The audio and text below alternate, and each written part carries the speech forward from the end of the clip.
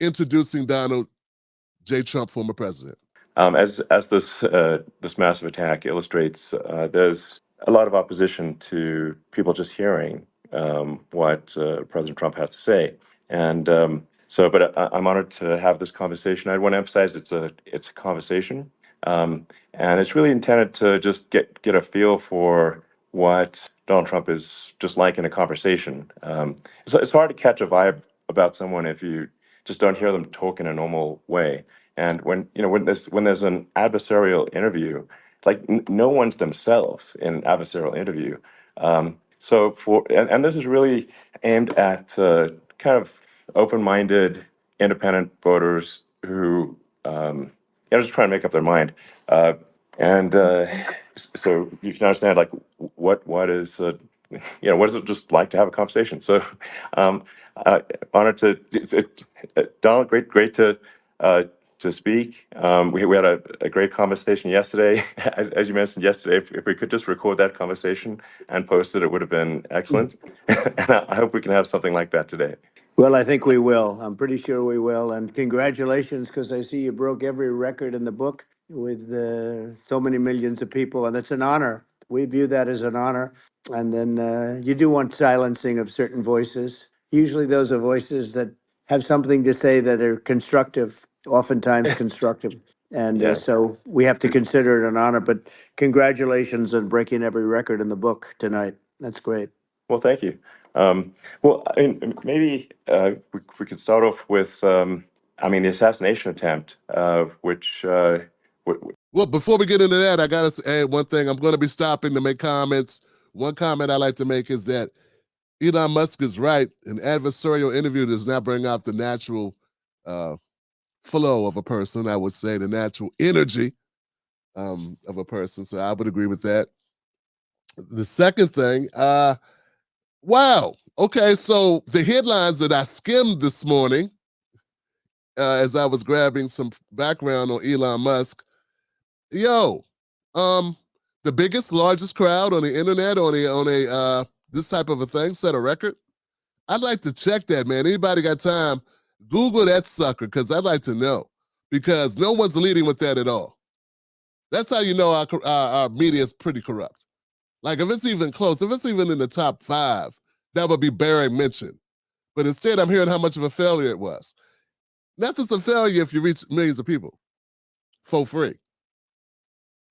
How is that a failure? I mean, we would all love to be in a space where we could talk and reach millions of people for free and not leave our house, not even put our pants on if we don't want to.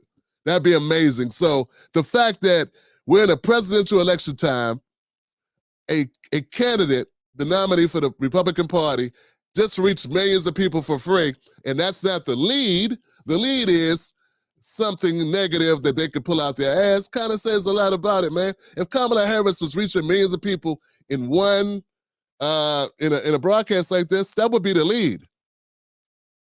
So we got to stop getting captured into the groups, man. I mean, it would be, I would say, wow, that's a lot of people. That can't even be said because it's Trump, because he's Hitler. Let's keep going. Was an incredible thing, and I have to say that your actions after that assassination attempt were inspiring. You, instead of shying away from things, instead of ducking down, you were pumping your fist in the air and saying fight, fight, fight. And I think that's, the president of the United States represents America, and I think that is America. That is strength under fire. And so that's a big part of the reason why I was excited to endorse you as the president of the United States for having another term here is that was just incredibly inspiring. But I mean, what was it like for you? Not pleasant. I have to be honest. I said there was blood. I had more blood. I didn't know I had that much blood. The doctors later told me that the ear is a place that is a very bloody place if you're going to get hit. But in this case, it was probably the best alternative you could even think about because it went at the right angle, and it was a hard hit. It was very. I guess you would say surreal, but it wasn't surreal. I was telling somebody, you have instances like this or like a lot less than this where you feel it's a surreal situation. And I never felt that way. I knew immediately that it was a bullet. I knew immediately that it was at the ear, Yeah. and because it, it hit very hard, but hit the ear. And I also heard people shout, "Bullets, bullets!" Get down, because I moved down pretty nicely, pretty quickly, and we had bullets flying right over my head after I went down. So I'm glad I went down. The bigger miracle was that I was looking in the exact direction of the shooter, and so it hit me at an angle that was far less destructive than any other angle. So that was the miracle. That was Yeah. for those Split people that second. don't believe in God. I think we got to all start thinking about that. You have to, I'm a believer now. I'm more of a believer, I think, and a lot of people have said that to me. A lot of great people have said that to me, actually. But it was amazing that I happened to be turned just at that perfect Yeah. angle, and all because I put down a chart on immigration that showed that the numbers were so great. I love that chart I even mean, more maybe it's now a that I sign. open it. Maybe Yeah, that's a it's sign, it's an immigration sign. You But highlighted a serious issue, and yeah, at that moment, that's right. the bullet missed your, hit your ear, but missed your head. I mean, Well, the amazing thing is that the sign, I said, bring down that sign on immigration. And it was literally about an eighth of a second where it would be good. And after that, it was going to yeah, be a disaster, no matter which way you were facing. But it just had that perfect angle, which was yeah, exactly at this shooter. Very sad situation. Such a sad situation. As you know, we lost somebody that was great, Corey, yeah, who a firefighter, a great gentleman, a great trumper. He was just a fantastic family and a fantastic man. And a friend of mine came up, Elon, and said, "I'd like to give the family some kind of help." And I said, "That's great." He said, "Do you mind?" I said, "I don't mind at all." And he wrote out a check for $1 million, gave it to the wife, and you know. She said, "This is really nice, but I'd rather have my husband back," which is a nice thing for sure, somebody to say, to be honest. She's great. The family is great, and we raised a lot of yeah, money for them and for two other gentlemen are unbelievable people. Also, they were hit really badly. They thought they were not going to make it, and they did. The doctors in the Butler area, I tell you, they were incredible. They saved the two, and they were really hit tough, both of them yeah, equally.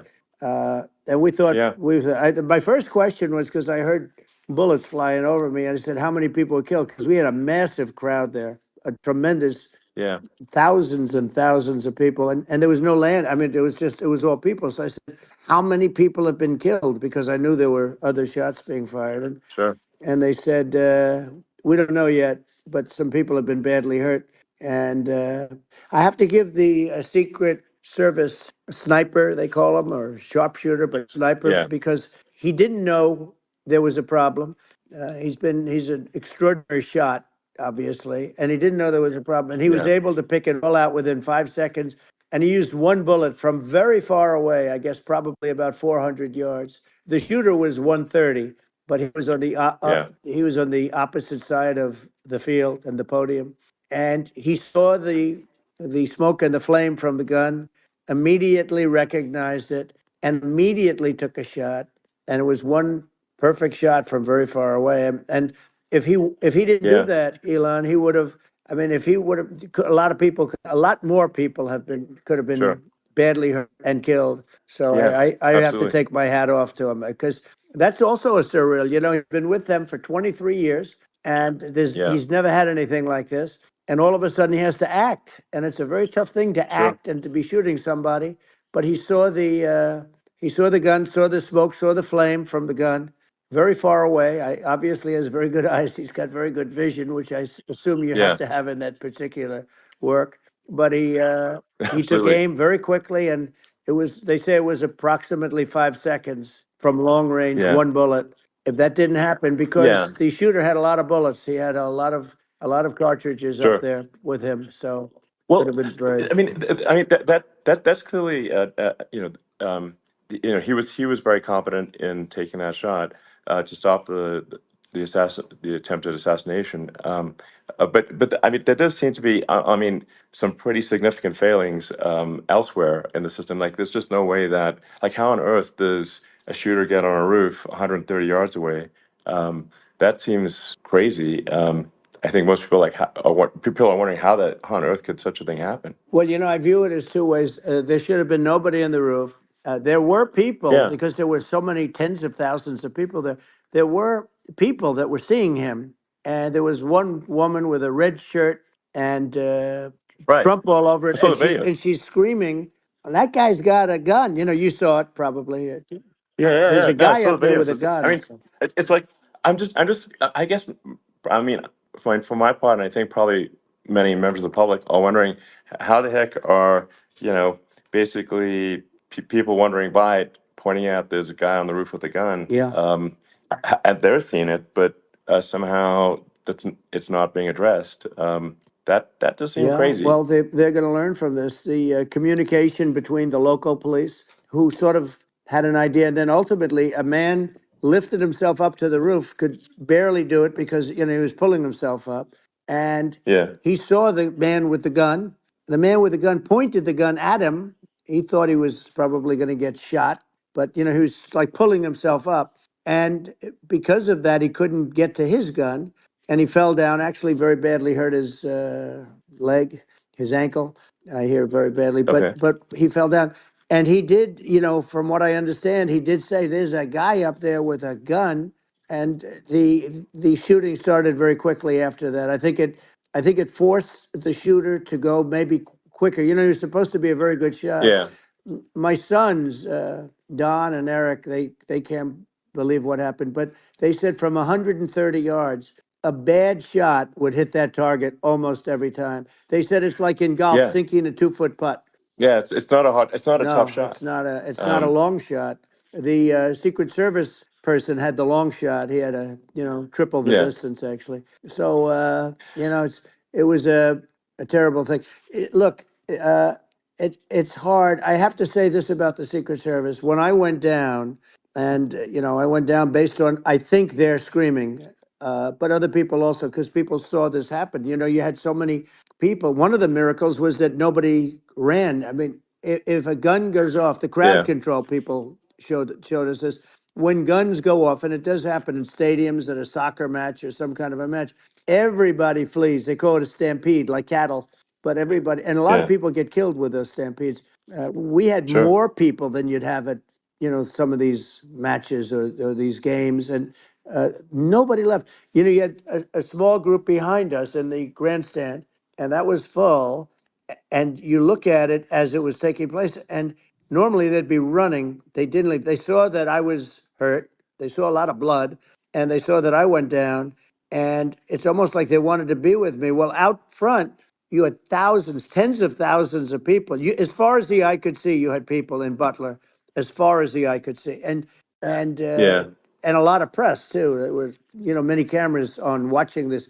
It's what makes it so different, because normally things happen that aren't good, but you never have a picture of it. Here we have all these cameras shooting it. So sort of amazing. But one of the interesting things was that you didn't have anybody flee. You didn't have anybody stampede. Nobody. And there were some people behind me. They stood up and they're looking like, I mean, I'll tell you, you want to have them in a foxhole with you. I want to meet some of those people. Hold on a second, guys. I just got to iterate this, man. This is crazy. We're listening to former President Donald Trump with the richest man in the United States having a conversation about an assassination attempt. And people are so caught up in being Democrats or being Republicans and all this other stuff, right? That they don't even recognize the significance of that. Like, that's crazy. What took place is crazy. And how is this not a win for Trump to even bring this conversation back into the limelight? Once again, Donald Trump has taken the momentum.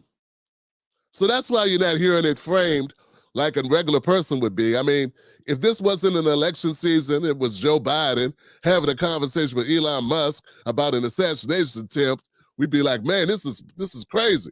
Everybody be tuned in. They would like shut down shit, right? It would be like an amazing rollout. They would be talking about it this morning, and I didn't watch those programs on purpose because I already know what they're going to be saying. And I want to just look at it as a person, as best I can, as a person who just is, as a journalist, as a commentator, just analyzing it. And I'm just saying, please try to keep that in mind. I know people are partisan. I know I'm not a Trump supporter. I'm not a Biden supporter. I'm not a Kamala supporter. I didn't vote for either one of those people. No one voted for Kamala, but I didn't vote for any of those people. So I'm as close as you're going to get, all right? I got my personal opinions about the Democratic Party. I got opinions about the Republican Party too, but I'm able to put that aside and say, this is significant, majorly significant. This has never happened. Did Ronald Reagan hold a 2-hour conversation a month after being shot?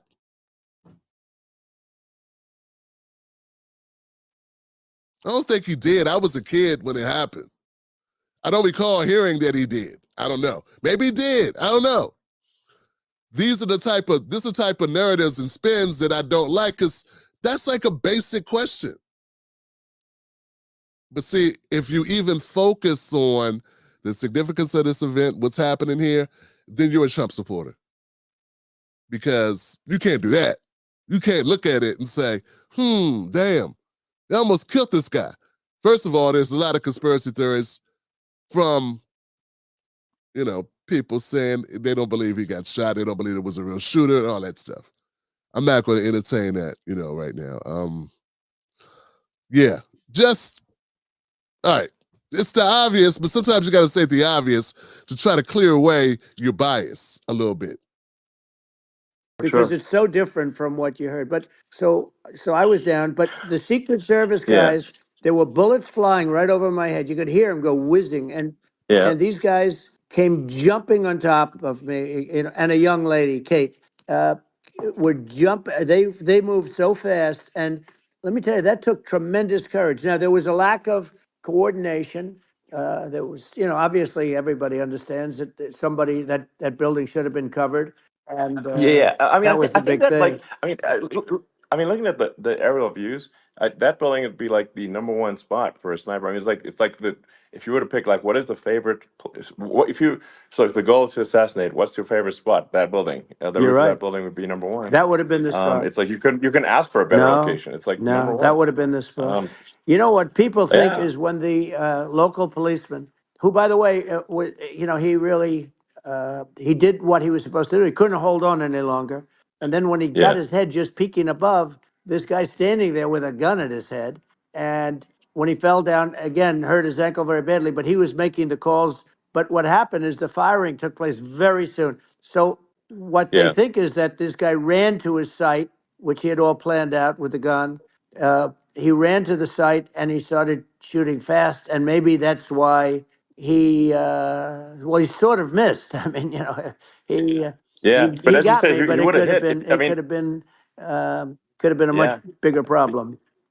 But he totally would have hit if you hadn't turned your head. So, like, there was it was a very near It thing. was a So, miracle. If I hadn't turned my head, yeah, I would not be talking to you right now. As much as I like you, exactly. I would not. Yeah, I would well, not be talking to you. maybe talking to me from another realm, perhaps. Yeah, that's Um, right. We'd be talking from a so different place. But it was a very terrible experience. The Butler Hospital, they did such a great job. The doctors were so good. Everybody was so good. There was a mistake. If somebody knew, because people were hearing that, there was just a bad feeling that there was somebody was around. You know that story now. It's been pretty yeah, well. yeah, And yeah, if somebody could have said, because they've oftentimes said, like there'd be a lightning storm or something, because I've done, I think, over 300. I think I did a lot more than that, but we did a lot. And oftentimes they'll say, sir, could you wait 10 minutes, please? Sir, could you wait 20 minutes? There's a storm overhead or lightning or something, right? And yeah, that happens yeah, often. And this would have been a perfect time for that to have happened, but yeah. it didn't get coordinated. That was the problem. Well, it was your. I think your actions in the heat of fire, and like what I found admirable there was that you can't fake bravery under such circumstances. The courage is instinctual, or it is not. It's not a rehearsed action. And so I just want to say that I think a lot of people admire your courage under fire there. And Well, yeah, so thank you very yeah, much. I appreciate it. I didn't think of it. I just wanted to get up and I wanted to stand up. I wanted to let people know, I felt I was good when they were on top of me, covering me, actually, very much covering me, and very bravely.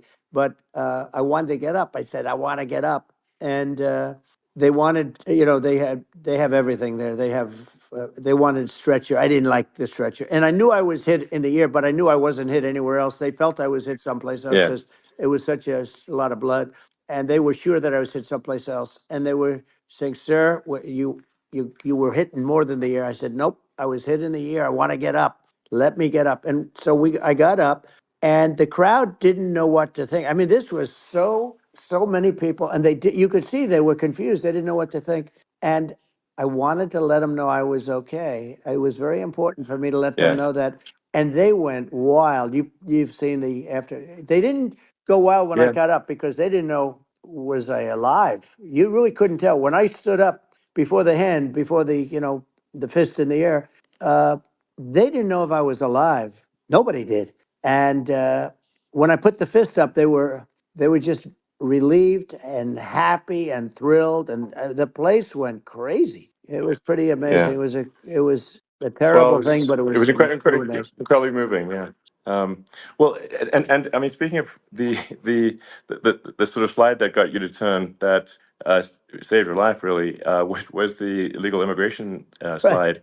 Maybe this, That's right. maybe this it's worth talking about that, It since was. It was. that slide You're saved your right. life, No, basically. the illegal immigration saved my life. You're right, but it was. And I I had to know be at that's that the. exact angle. I mean, that's a great one. Saved by illegal You know, immigration. the incredible 100%. thing though, when you talk about the odds, you had to be exactly at that angle. But the incredible Yeah. thing is that the chart, I used it less than 20% of the time. It was just a moment. Yeah. It's always on my left, never my right, and it's always at the end of the speech. So here Yeah. we have it. It's on the right, not the left. It's at the beginning, not the end. And even the people that put it up, they were unprepared, and they did a great job. They got it up immediately, fortunately. But I looked to the right, and the bullet came whizzing by, hitting my ear. So it was amazing. But when you think of the odds of that, and Yeah. Yeah. that normally you wouldn't use it. Normally I wouldn't have the thing, and then it would Yeah. have been a very different story. It's very much, I say, an act of God. It's a miracle that it happened, and I'm Sure. honored by it. I'm honored by it. Well, what were you about to say about illegal immigration before you were rudely interrupted with a Well, I was bullet? going to say how good the numbers were. By the way, we're going back to Butler, and we're going to go Great. back in October. We're all set up, and the people are fantastic in Butler. It's a great area. Great. These are incredible people. Like the three that, in the case of Corey, killed, and the other two, the families are. I got to know them a little bit, and the families are great. But we're going back to Butler, and I think I'll probably start by saying, as I was saying, As you were prior to saying, being so exactly. So, horribly interrupted. yeah, But yeah. So rudely interrupted by an yeah, assassination so I was, attempt. but no, but the chart, Some people have no manners. Elon, the chart was just a chart that in my last week, we had the best illegal immigration numbers, meaning stopping. It was at the lowest. You've seen the chart. It's become quite a famous Yeah. chart, Yeah. but that was the lowest Yeah. point ever recorded.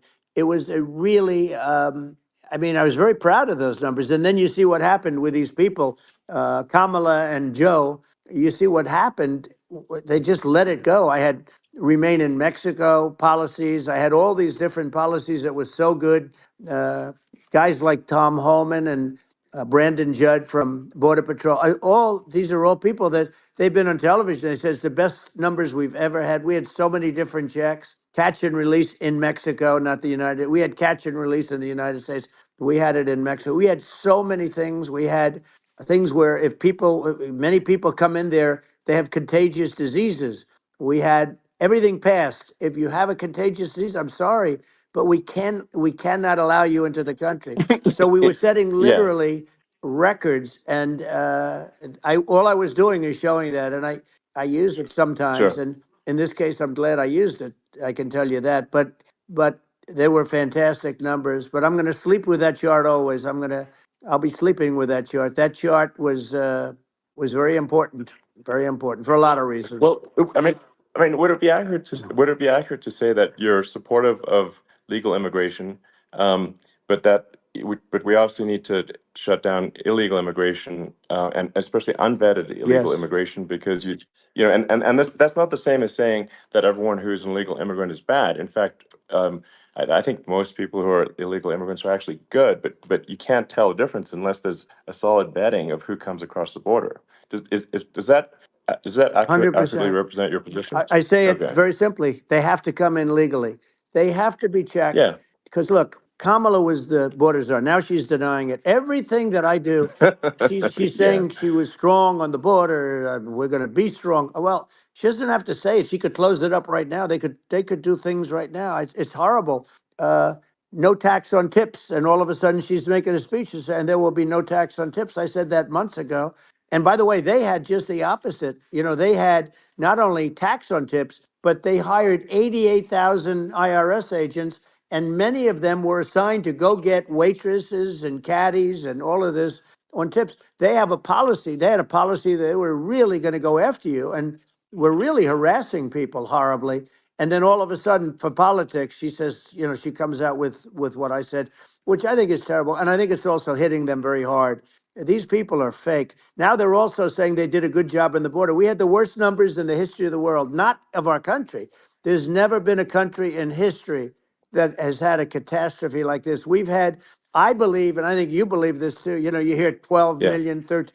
I believe it's over 20 million people came into our country, Yeah. many coming from jails, from prisons, from mental institutions, or a bigger version of that is Yeah. insane asylums, and many are terrorists. And I'll tell you what, they're coming not just from South America, they're coming from Africa, they're coming from all over the world. They're coming from Asia, they're Yeah. coming from the Middle East, they're coming from countries that are stupidly and horribly bombing Israel October 7th. They're coming from all over the world. And you look at, it's so sad, October 7th, because it should have never happened. Yeah. It's so sad when Sure. you look at Ukraine. It should have never happened. We have a defective Yeah. government. These are defective people, and they're not people that should be running it. But where you see it the best is the border, because you have millions of people coming in a month, and then she gets up and she tries to pretend like she's going to do something. She had 3.5 years, and by the way, they have another 5 months that they can do something, but they Yeah. won't do anything. It's all talk. She's No. incompetent, and he's incompetent. And frankly, I think that she's more incompetent than he is. And that's saying something, because he's not too good. Yeah. No, I think it is essential to have a secure border. I mean, you're really not a country unless you have a Correct. secure border. And And uh, secure elections, you too. know, yeah, absolutely secure elections. And so it's just essential to have a real border, or we can't function as a country, and our service, our central services are being overwhelmed in a lot of cities. As we were talking about earlier, I think having a legal immigration process that is smooth and efficient and done well, and speaking as someone who is a legal immigrant, and I think I mean, like one way to think of it is, who do you want on your team? Who do you want on Team America? And I think we want to just say, okay, we want to let in people who are gonna, be great contributors to our society and to our economy, Right. and and who do you want on the team? And it's not to say that, like in my opinion, actually, I'd say like probably most of the illegal immigrants actually are actually good, hardworking people. That's my opinion. But some are not, and you just have this sort of adverse selection process where, if somebody's if somebody's like uh, has a career in theft or robbery, I don't understand what's taken them so long to get here, because we're such a target-rich environment. I mean, why aren't more people who have a career in, bad things coming here sooner? Because I mean, it's a piece of cake to go rob, houses in LA or New York, compared to other parts of the world. And in a lot of places in America, if you try to stop the person who's robbing you, you'll be arrested. Yeah. Yeah. So it's It's insane. it's right. I mean, what's happening with crime and our police are so good, but they're not allowed to do their job. But I have to tell you, Elon, I They're hate not. to say it because it's such a downer to say it. I hate to say it. I hate it. But you have a lot of people that just shouldn't be. I think it's a much bigger number than you think. They're I allowing, think you're again, right. they're Yeah. allowing people from their jails. And if you were running one of these countries where they're coming from, you would have had all of them. As an example, Venezuela, their crime is down 72%.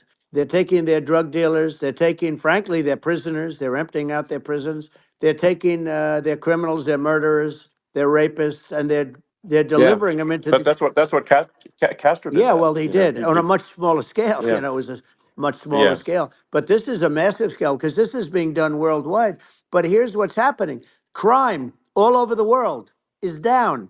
And wait till you see the numbers that we have.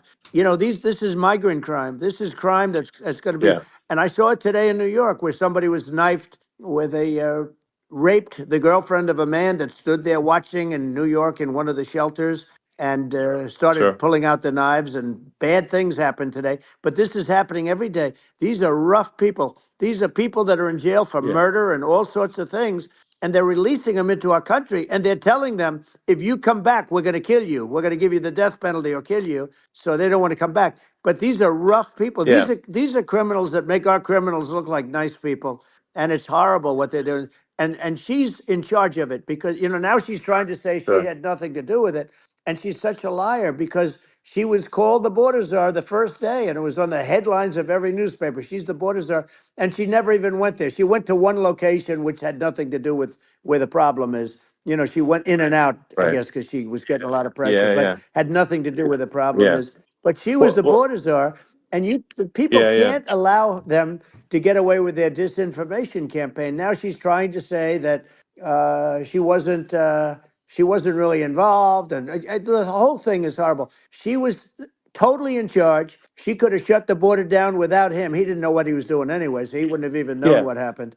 You could shut the border down; he Yeah. wouldn't even know the difference. But uh, the fact is that she was border czar. But if you don't have to call her Yes. that, the fact is you could just call her. She was in charge of the border, and the border was the worst Right. ever. It's simply not working. No, It's it's I mean horrible. whether it's a question of intention or competence, either way, we don't have a secure border, and we have people streaming over like it looks like a World War Z zombie apocalypse at times. And sometimes you got to sort of wonder, like, is it real or not? So because you see things, you're like, is it real?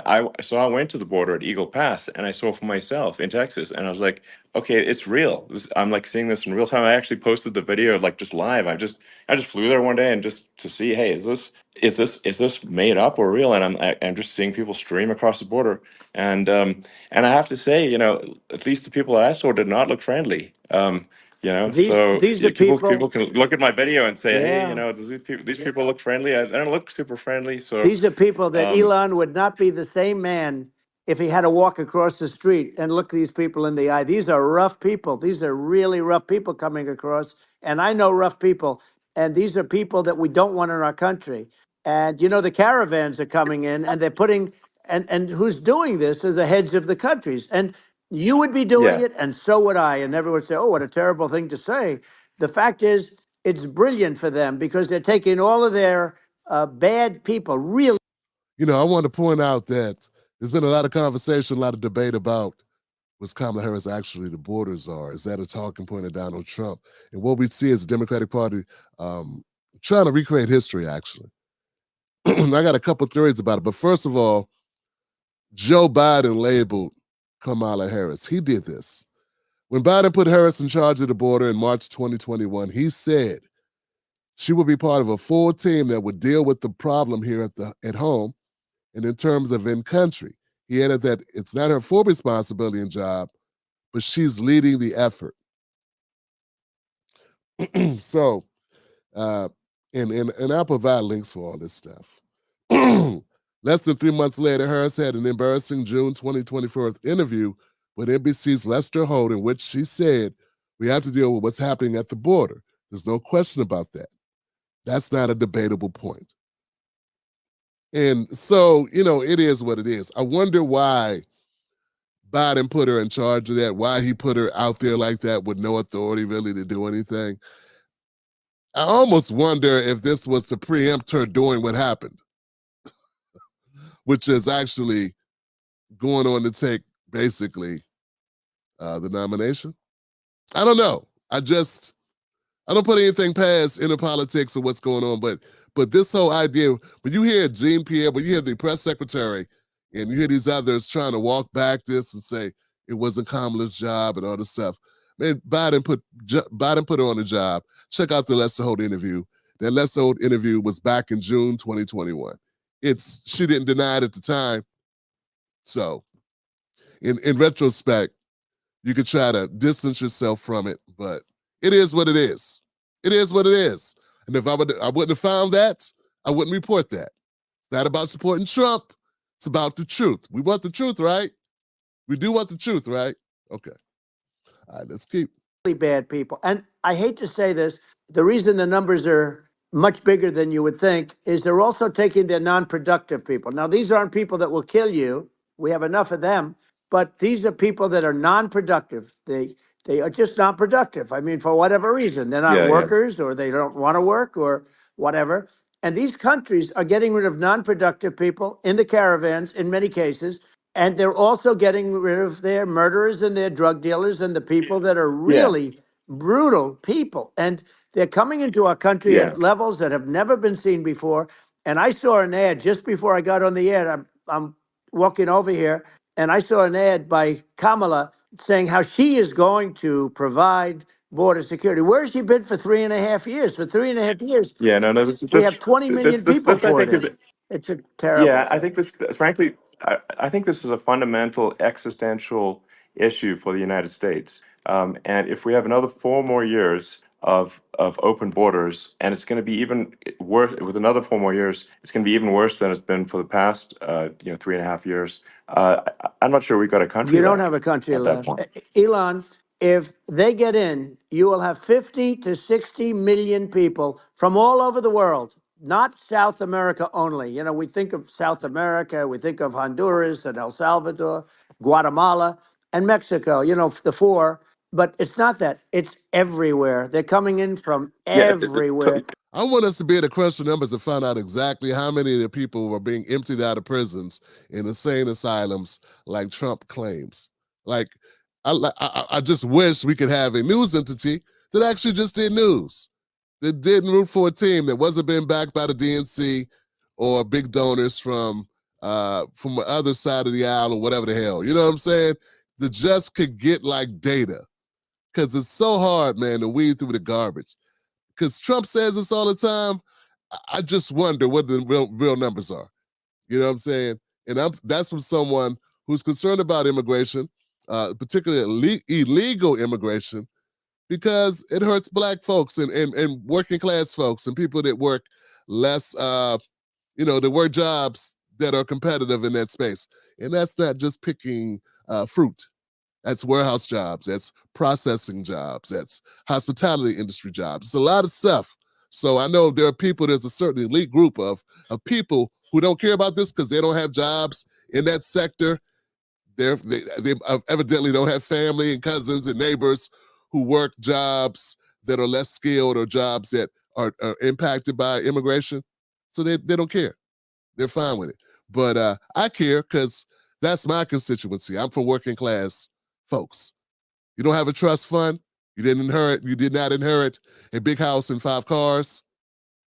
Then I'm your guy, right? And if you're a Black American under those same conditions, I'm really your guy. So that's where we are, okay? That's what this show is about. So just to clear that up. So I'm not some detached person with a bunch of degrees from this background where I don't understand what a hard day's work is. My dad was a construction worker, and my mom was a vendor, and and I worked blue collar, white collar, purple collar, all collars. Ring around the collar. All right. and I had to stay in Yeah, I think Mexico. this is a super important Yeah. point. Like people, it's like basically when I went down there, I was like, well, where are people from? It's like almost no one was from Mexico. To be No, clear, Mexico it's less than just the the others. border. It's just the border with Mexico, but the people coming in, it's Earth, the rest of Earth, and America is only about 4 or 5% of the population of Earth. It would only take a few percent of the rest of Earth to overwhelm everything in the We're U.S. already So overwhelmed, Elon. We're overwhelmed. You had to see the news tonight about New York. New York, and I love that place, and what they're doing to it is horrible, what they're doing to it. And all the courts do is they yeah, try and focus on Trump. Okay, then let's focus on Trump, who did nothing wrong. I complain about a rigged election. Elon, what's happened is unbelievable. You have from Africa, from the Congo, they're coming, from the Congo. And 22 people came in from the Congo recently, and they're murderers, and they're dropped. They drop them. They take them out of jails, which is very expensive, to maintain the jails. Although they don't do too much maintaining, I can tell you. But they take them out of jails, prisons. They take them out and they bring them to the United States. They deposit them in the United States and say, "Don't ever come back, or you're going to be executed." And they don't want to come back, but they won't come back. sure. But they're coming from Africa. They're coming from Asia. They're coming from the Middle East. They're coming from South Well, America. just They're Earth, coming from rest of Earth, everywhere. basically. And there are a lot of Yeah, really everywhere on bad Earth. ones. It's just an everywhere on Earth thing, and it's just Yeah, name some white places they're coming from, though. Throw in some Middle Eastern, some European places. That'd be nice. throw in the Ukrainians. Throw in, the Australians. Throw in some. It's a lot of Caucasian type people coming into the country. It'd be nice to have that sprinkled in there for us, Trumpy, Elon. You know, but not possible for the United States to absorb everyone from Earth, or even a few percent of the rest of Earth. It's just not possible. Well, So Elon, we're going to have that's just to yeah. finish this up. We're going to have the largest deportation in history of this country, and we have no choice. Otherwise, we're going to have a country. What they've done to our country. Think of it with in Venezuela and in some of these other countries, crime is down 50, 60, 70, 80%. And you would be the same. You would have. Yeah, I'll yeah, tell you what, Venezuela has not gotten rid of all of them. They've gotten rid of about 70% of their really bad people. Their jails are about 50% put into the United States. Same with other countries. Some sure. are at 30%, some are at 50%. I cannot confirm those. I cannot confirm those. I cannot confirm those numbers. Okay, according to the Venezuelan security, it said crime is down in Venezuela about 32%. All right, so look it up for yourselves, guys. They say that Trump is grossly exaggerating the amount of crime decreasing in Venezuela. They're all different. But the bottom line is they're all going to be at 100%. Why wouldn't you put 100% of it? Yeah, And they're doing it right now while this third-rate phony candidate. Don't forget, I beat Biden. He failed in the debate miserably. And, some people said, "Oh, gee, it's too bad. It's too bad he did so badly," or "I did well in the debate." The first night they said, "Wow." One of the people at CNN said that was the greatest debate performance I've ever witnessed. And then 2 days later, they didn't talk about that. They just said he was bad. But that's okay. That's the way I get treated. And I don't mind that at all. What I can tell you is this: we cannot have a Democrat. We cannot have her. She's incompetent. She's as bad as Biden in a it's different. Look, yeah. she hasn't done an I mean, interview since this yeah, whole scam started. well, And say what you want. This yeah, was a coup. This was a coup of a president of the United States. He didn't want to leave, and they said we can do it the nice yeah. way or we can do it the No, hard way. yeah. No, I mean, they just took him out back behind the shed and basically shot him. Oh, what they did Biden. with this guy, So and I'm no yeah. fan of his, and he was a horrible president, the worst president in history. And one of the reasons he was so bad, first of all, the Israeli attack would have never happened. Russia would never have attacked Ukraine, and we'd have no inflation. And we wouldn't have had the Afghanistan mess, if you think of it. Well, And we wouldn't have had yeah. Afghanistan. But we think of it, Well, yeah. you take a few of those events away, and we have a different world. We would also have No, no no, you're. Yeah. inflation was caused by oil. Yeah, no, no. I think you're making an excellent point here, which is that when other countries can, that are, are thinking about invading or doing bad things, when they're thinking about that, they're thinking about, okay, what's the American president going to do? And do they fear the American president, or is it someone they do not respect and do not fear? And I think they would they rightfully be.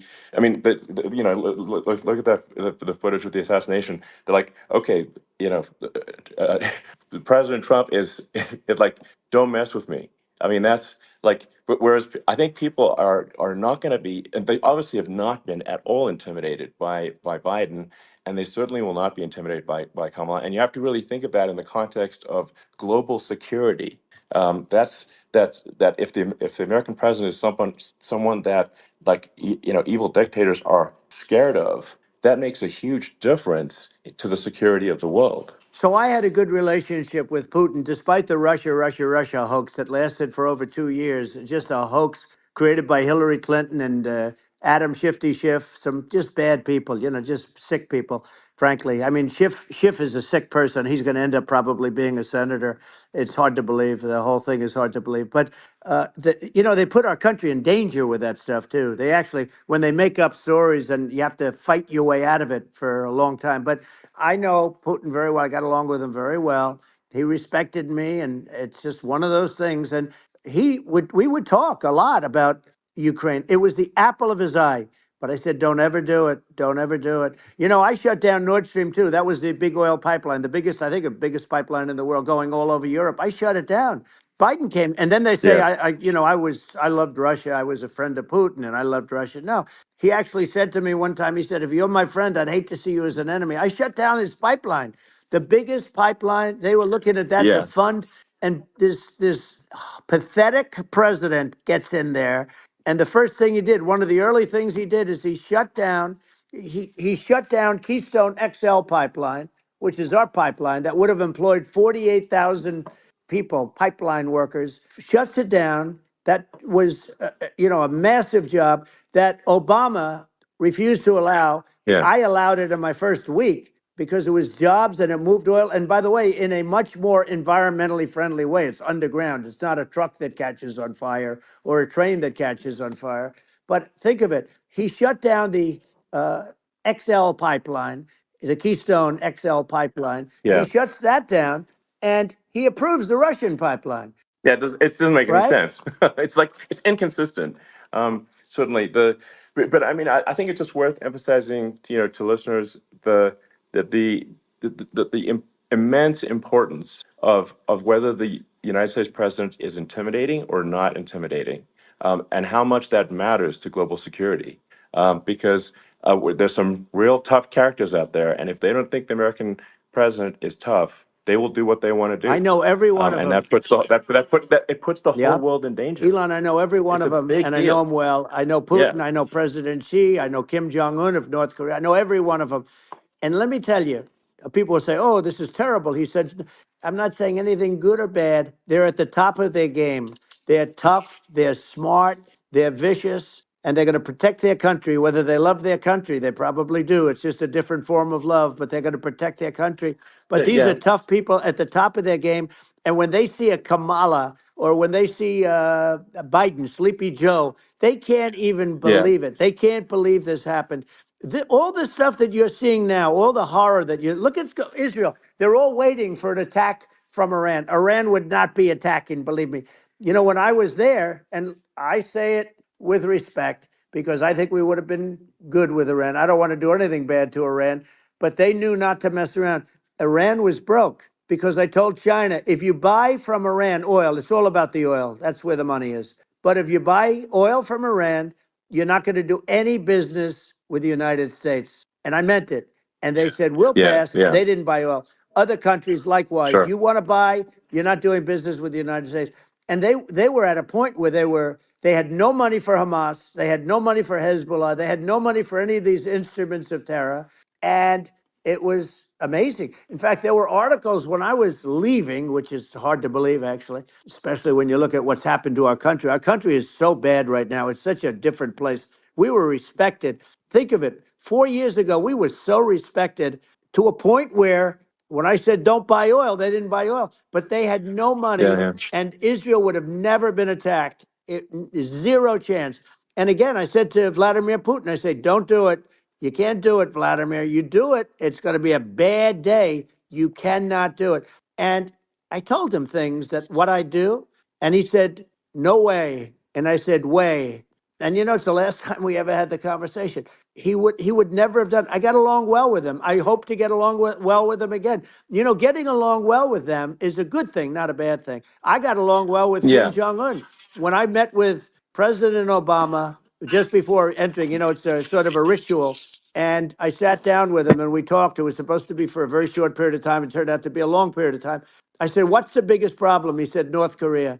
I had that problem worked out very quickly. It was nasty at the beginning with Rocket Man and, all the different things. Yeah. But all of a sudden I got a call. Those were some epic tweets, by the way. Yeah, they Those were were no, like they were epic. absolutely. Everything he said that he has a red button on his desk. I said, I have a red button on my desk too, but my red button is much bigger, and my red button works. And then I called him Little Yeah. Rocket Man, of Little Rocket Man. Anyway, here's the bottom line. All of a sudden, I got a call from him, and they said they want to meet. They want to meet me, and we met. Yeah. As you remember, we met in Singapore. We met also in Vietnam.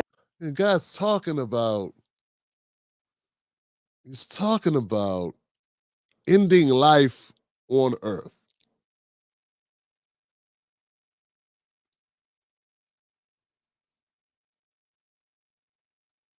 I mean, he's talking about ending life on Earth for everything except roaches. Like, I mean, I don't know how funny that is. You know what I'm saying? What I'm saying? Like that didn't give you like a little, like maybe some pause, maybe be a little bit like, maybe not joke about the ending of the world. I mean, I'm sure he likes dogs. He doesn't like people probably, but probably likes dogs. It's like a running thing where they like animals, like dogs more than they like people. You can kill all the animals, all the doggies, all the puppies. Vietnam, and I got along with him great. We were Yeah. in no danger. But Yeah. President Obama, It's President because Obama thought they we were going to respond. end up in a Yeah. war, a nuclear war with him. And let me tell you, he's Yeah. got a It's not lot of true. nuclear Yeah. stuff too. He's Exactly. got plenty of nuclear. It's Yeah, He can do plenty of damage. yeah. So yes. I mean, it's because I mean, people like Kim Jong Un. They respond to yeah. strength, not weakness. Well, And if you he and I project had a good strength, relationship. you could. Remember, I Yeah. remember I met him and we walked onto his land. Nobody ever walked onto his land before. I walked onto. I wouldn't say. Yeah. Let's That bring was up cool. Secret Service again. I wouldn't say they were thrilled when I did that. I walked onto his land, and it was an amazing period. But we were not in danger with him because of me. I always Yeah. say that we have enemies on the outside and we have enemies on the inside. We have some really bad people in our government and people that are and controlling of the people. I mean, I'd mention names, but I really don't want to give them the credit. But we have some really bad, and I say they're more dangerous than Russia and China. If you have a smart president, a president that gets it, we are not in danger from those countries because they need us and they need our help. I mean, we forced Obama, if you think about it, Obama and Biden and Bush to a certain extent, in all fairness, forced Russia and China together. And if you're a history student, the first thing you learn is you cannot let Russia and China align. But then they also got, if you take a look, Iran and they have North Korea. That's, they call it the axis of evil. In the old days, you had the axis of evil. Here we have a modern day axis of evil. These are powerful countries, very heavy nuclear, which is the biggest Yeah. threat. The biggest threat is not global warming, where the ocean's going to rise one eighth of an inch over the next 400 years. And you'll have more oceanfront property, right? The biggest threat is not that. The biggest threat is nuclear warming, because we have 5 countries Well, now that yeah. have significant nuclear power, and we have to not allow anything to happen with stupid people like Biden. Biden did something with Russia.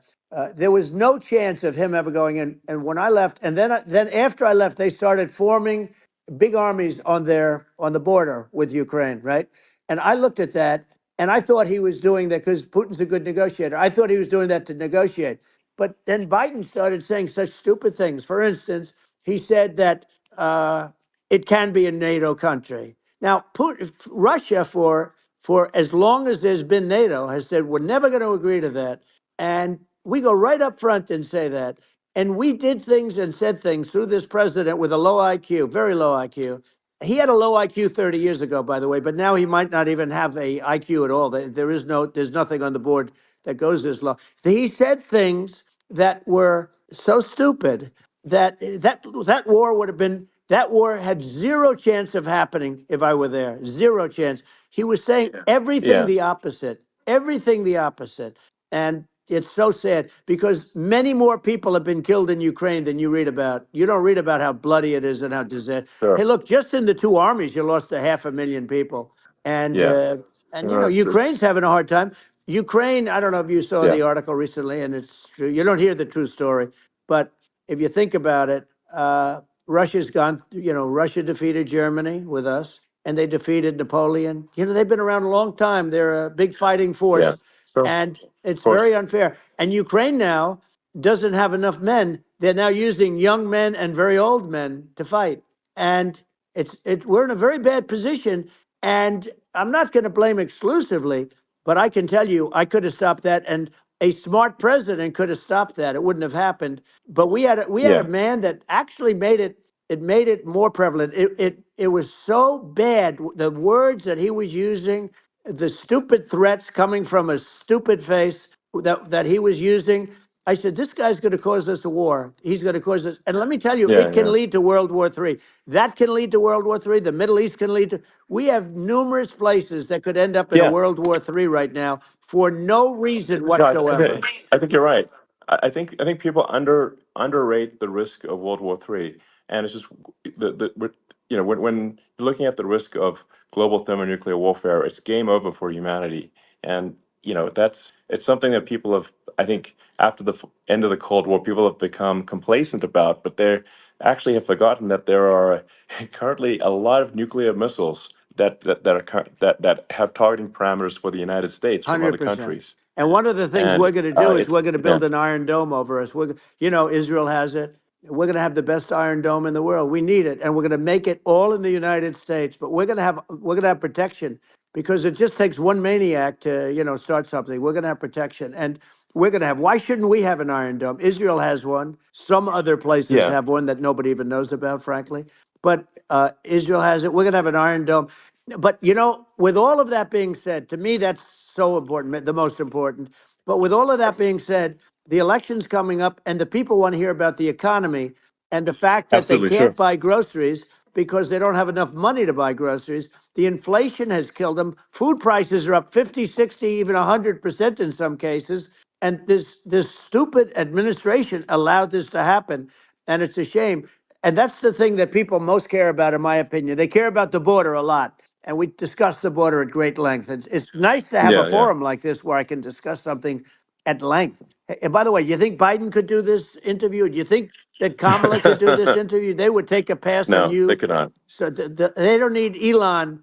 They don't need Elon screaming out questions. It's pretty sad when you think that somebody that does this for a living can't answer a question or is afraid to do an interview. And in her case, with a very friendly interview, she's got all friendly interviewers. It's pretty sad. Yes, But the absolutely. big thing now is the Well, economy, Elon. yeah, And as much as yeah, I mean, I view nuclear as the single most important thing, but a lot of people don't. A lot of people don't understand that. But it doesn't have to. If I understand it, that's all you need. Because if I was president, you're not going to have that kind of a problem. But the thing that they really is making them angry is what Kamala and Biden have allowed to happen to the economy. It's a disaster with inflation. The inflation. It doesn't matter what you make. The inflation has eaten you alive. If you're a worker or if you're just a middle income person, you can't afford. 4 years ago, 5 years ago, people were saving a lot of money. Today, they're using all their money and borrowing money just to live. It's a horrible thing that's happening, and we'll end that Well, I think quickly. a lot of a lot of people just don't understand where inflation comes from. inflation comes from government overspending because the checks never bounce when it's written by the government. So if the government spends far more than it brings in, that increases the money supply, and if the money supply increases faster than the rate of goods and services, that's inflation. So really, we need to have we need to reduce our government spending, and we need to re-examine. I think we need like a government efficiency commission to say like, hey, where are we spending money that's sensible? Where is it not sensible? And we need to live within our means. We're currently adding, I think, $1 trillion to the deficit roughly every 100 days. That's right. And the interest payments on the national debt have now exceed the defense budget.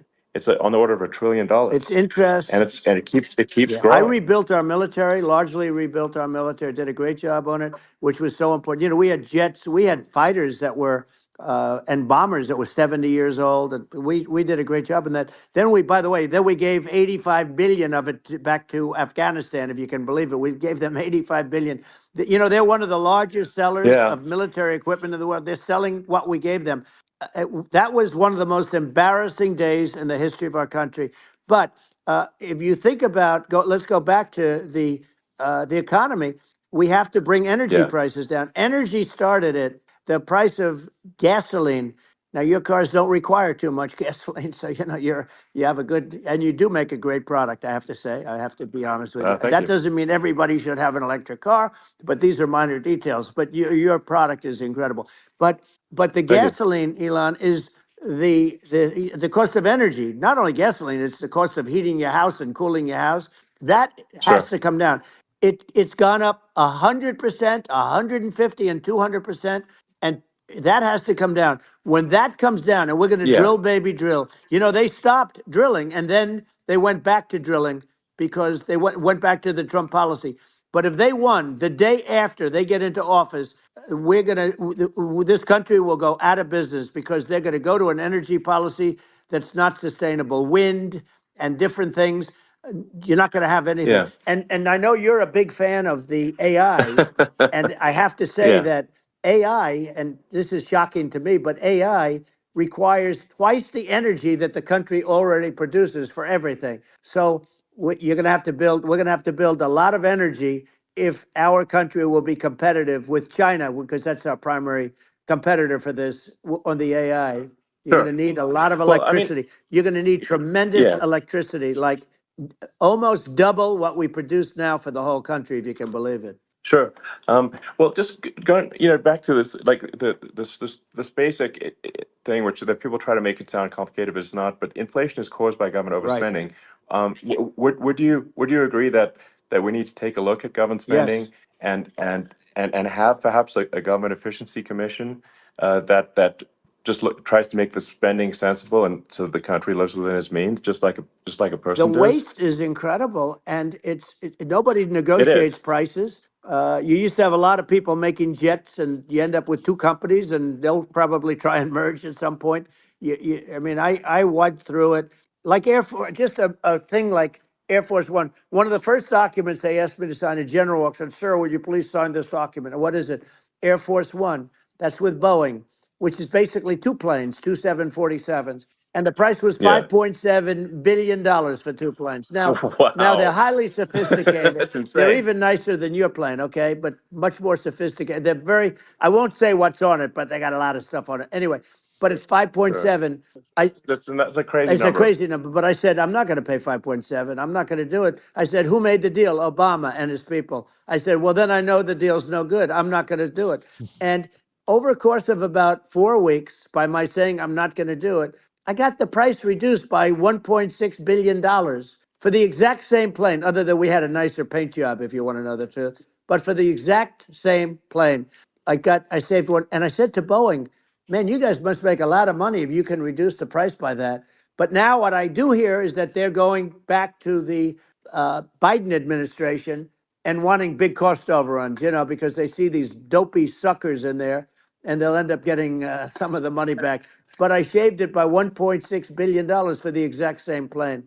And you can now take that and multiply that out times thousands of other items. Multiply it by Yeah, a the zillion, numbers are and astronomical. I agree with you. Well, I mean, if I think it would be great to just have a government efficiency commission that takes a look at these things and just ensures that the taxpayer money, the taxpayers' hard-earned money, is spent in a good way. I'd be happy to help out on such a commission I'd love if it. it were formed. Well, you're the greatest cutter. I mean, I look at what you do. You walk in and you just say, "You want to quit?" They go on strike. Yeah. I won't mention the name of the company, but they go on strike, and you say, "That's okay. You're all gone. You're all gone." So every one of you is gone, and you are the greatest. You would be very good. Oh, you would love it. But if you look at Argentina. Well, I'd be happy to Yeah, by help the way, out. congratulations. I Yeah. just looked at the number of people that are listening to you and I chat. We'll call it a chat, but Yeah. congratulations. This is very good. I mean, it's great. And you're an interesting character. The new head of a place called Argentina, and he's a big, Malay's awesome. he's great. And Yeah. he's a big MAGA fan, that he ran on MAGA. And he took it to an extreme too. He ran on MAGA, and I hear he's doing really a terrific job. It's called Make Argentina Great Again. It worked out perfectly. He came in, he bought a lot of hats, he brought over, but he's doing a big job. He really cut. And I'm hearing Yeah. they're starting to do pretty well. Inflation's getting down. They had like Yes, exactly. 2,000%. And they had inflation like not normal inflation. They had the real deal. But we're going to Yeah. have that pretty soon. We have, I think we Yeah. have the worst inflation we've had in 100 years. They say it's 48 years. I don't believe it. I think we have the worst. They Yeah. don't include a lot of the items that should be included, Yeah.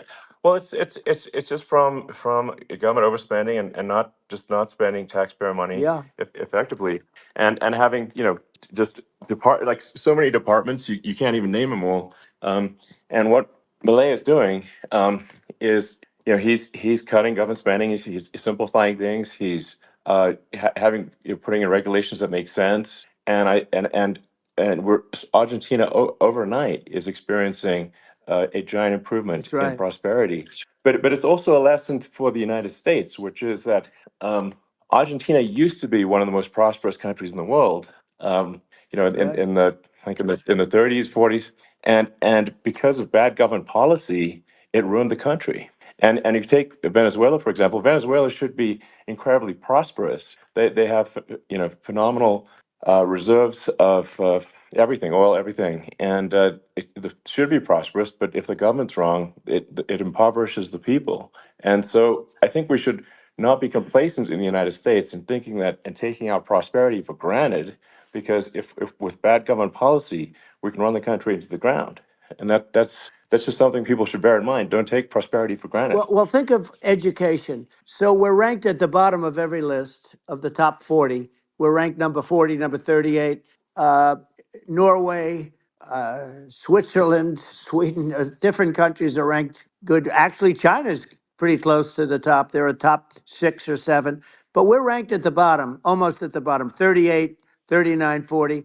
In other words, horrible. And yet we spend more per pupil than any other country in the world. So we spend more. And what I'm going to do, one of the first acts, and this is where I need an Elon Musk. I need somebody that has a lot of strength and courage and smarts. I want to close up Department of Education, move education back to the states, Yeah. where states like Iowa, where states like Idaho, not every state will do great, because states that basically aren't doing good now. You look at Gavin Newsom, the governor of California. He he's terrible. He does a terrible job. So he's not going to do great with education.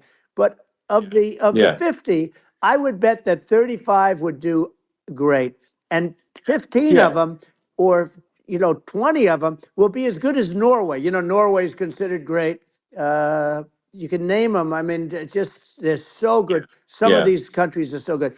But if you go into some of these really well-run states, we have states that don't know what debt is. We have states that have low taxes, no debt, everybody working. They're really well run. Sure. And maybe they have certain advantages in terms of location, in terms of, the land or the sun, and the water and the whole thing. There are a lot of advantages that some people have. But if you moved education back to the 50, you'll have some that won't do well, but they'll actually be forced to do better, because it'll be a pretty bad situation. Yeah. But if you think Well, about it, yeah. you'll have some Yeah. of Yeah. these states. I'll bet you'd have 30, 35 states. It'll be much better. And you know what it'll cost? Less than Yeah. half. what it is in Washington. And Yeah. these people don't care Well, about the yeah. students in these, faraway states, and Well, it'd be unbelievable. yeah. I think you're making a good point in that if the states have to if each state has to compete against other states, then people will That's naturally right. move to states where it's better. Well, like Um, California, as we said, it's a badly run state. I could go through it. I got so many friends that are in those states, even if they're Democrats. I hate to mention certain states, but Illinois is badly run with Pritzker. He's a real loser. But yeah. but some of these places are just badly run. But it's almost going to force them to run better, and they won't do it good initially. But you're not going to do worse than you're doing right now. Oh, hold on, man. Hold on. He's talking about closing down the Department of Education. Look, I'm open to the idea of doing something different with education. Obviously, we should not just say, "Oh, this is a bad idea. We can't." But let's consider what you're saying, and I don't think it should just be thrown out there and just walk away. Like, drop the big bomb. Like that's, and I know that's like this part, like Project 2025 had a lot of government institutions being shut down like this. My thing is this: according to what I'm looking up, there are different models, different rankings for U.S. education. I see 13, I see 27th. I've yet to see 38 or 40th, but that's not just the only point. The other thing is, if you throw it back to the states, there is no guarantee that people are going to be able to do what Elon Musk just said, which is move to a better state. Both of these guys are very rich. We're talking about the richest guy ever, and in the country, and a guy who's never had to worry about money ever, and he's also rich. So it's easy for these two guys to say, "Hey, well, if you don't like where you are, you throw things back to the state, and if the state can't compete, you move out that state." Yeah, there are people who never leave their block, dude. There are people that live so constrained financially, right, that they never leave their city. They grow up and they live in the city and they die in that city. Like these people are like detached from like regular working people stuff. And I'm not saying this is just them, because there are a lot of people, all of Washington's full of people, excuse me, who are living in a bubble. We don't need more people to live in a bubble that don't understand this. And I'm not suggesting that Kamala would do a better job or that Biden would understand this either. They would not have the solution be this, right? They would not say we need to shut down the Department of Education. And I mean, Betsy DeVos sucked. So that's a good reason to want to shut down the Department of Education when you got a Secretary of Education who I thought was horrible, at least based on everything I remember reporting on her. All I'm saying is, you got these people that say state, state, state, but there are people living on the lower levels in those states whose money don't dictate that you don't like whatever whatever the policies are in that state, that you could just move to another state. Yeah, we all dream of just being able to pick up and move. And reality is most people get stuck where they are. And I would say that Yeah. the cost, you would cut your cost by 50 or 60%. And you'd have a little Yeah. monitor. You want to make sure they're teaching English as an example. Give us a Yeah. little English, right? Sure. Yeah. Right? No, but I mean, to what some of these governors are doing so badly. I mean, they got so many people moving out of their state. They should get U-Haul Salesman of the Year award because they're driving so much U-Haul It's sales. actually It's just amazing. people moving out. People that can afford to move out of the states move out of the states. But the majority of people who can't afford to move out of the state don't move out of the state. We got people that can't move out the direction of a damn hurricane, who can't even get out. Isn't it amazing to you as a businessman that they can even survive? Like Illinois, so many people are leaving, and you wonder, how do they survive? I mean, how do they survive? I saw where you left California and you moved to Texas. Texas does a great job. But, I Yeah. mean, I just wonder, how do these states survive when big businesses, a big oil company just left California, as you know, and they moved to Texas. How do these big states survive when they lose so many businesses and their taxes are already really high? The taxes are among the highest Yeah. taxes. You almost wonder, how do they how do they continue on? And in many cases, the governors don't do a good job in their crime-ridden places. You wonder, how do they continue to just go on? It's not Well, a good I think there's. situation. I mean, I think the only thing that's going to force. I mean, if people could just move out of the state, who the hell would live in Mississippi? Who the hell would live in like Arkansas? You know those red states? They keep focusing on Chicago. I'm sorry, Illinois. But they're doing it because of Chicago. Let's keep it real. And there are other states, man, that are horrible as far as, cost of living, standard of living, access to whatever, broadband, access to health services, access to like roads. Like, I'm just saying, like, there are states that are really far behind, man. Midwest and you go south. So they're just picking on like the, purple or blue states or whatever, but for political reasons. But I'm just want to reiterate those things, man, because let's be realistic. Happy birthday, sis. Thank you, sis. Thank you. My bad. Some of these states to change is if they risk bankruptcy and they're not getting bailed out by the federal government. Right. Well, That's you're the going to only thing have that's going to that. get them to change. You remember the Yeah. area in California where they had that, where I guess somebody had sticky fingers and they stole a lot of money, and they went into a form of chapter, and it was very nasty for Yeah. a period of time. But now it's probably the most popular place in all of California. So at some point, something like that may have to happen. But the problem is, you can't penalize people that loan money to the state when you have incompetent people like a Pritzker. Look, the family didn't want him in the family business, and then he ends up being governor of Illinois. So what is he going to be? Is he going to be a great governor? And you have people. I could name every one of them. I got to know every one of Yep. these, and some are very good, and some are just horrible. Well, I think the larger point here, too, as you're saying, like a lot of people are concerned about the economy, a lot of people are concerned about inflation, and inflation is effectively a tax on people that save money, Yeah. and for people that are working day to day, it's just a form of taxation. And if we can solve the government spending problem, we'll solve the inflation problem, which means people will have a better standard of living, and Yeah. that's a really big Well, the deal. people that got hurt worst are the people that did it the way they were taught to do it all through, their younger life and their young life and their whole life. The people that saved money and then they got no interest on their money and inflation destroyed them. And frankly, they were almost better off if they didn't do anything like that. I mean, those people have been absolutely decimated, and we're going to bring those people back and help those people. We've got to get the prices down. When I look at bacon costing 4 or 5 times more than it did a few years ago, Sure. when you look at some of the food products in grocery stores, people go, they can't believe it. They used to be able to buy a whole cart, and today, a lot of people just don't have the money. They go in and they can't buy anything. They look at Yeah. it's sticker I shock. think They call it yeah. sticker shock, right? I think it really just comes, like I said, I think it just comes down to really, I guess, two things, which is that if you solve government overspending, you solve inflation, which improves living Right. standards of the average person, and then if you deregulate, like have sensible regulations, so because a lot of the regulations are nonsensical and cause the cost to be. we got two rich guys talking about the cost of bacon. And what was the president? Wow, guys. Wow. Wow.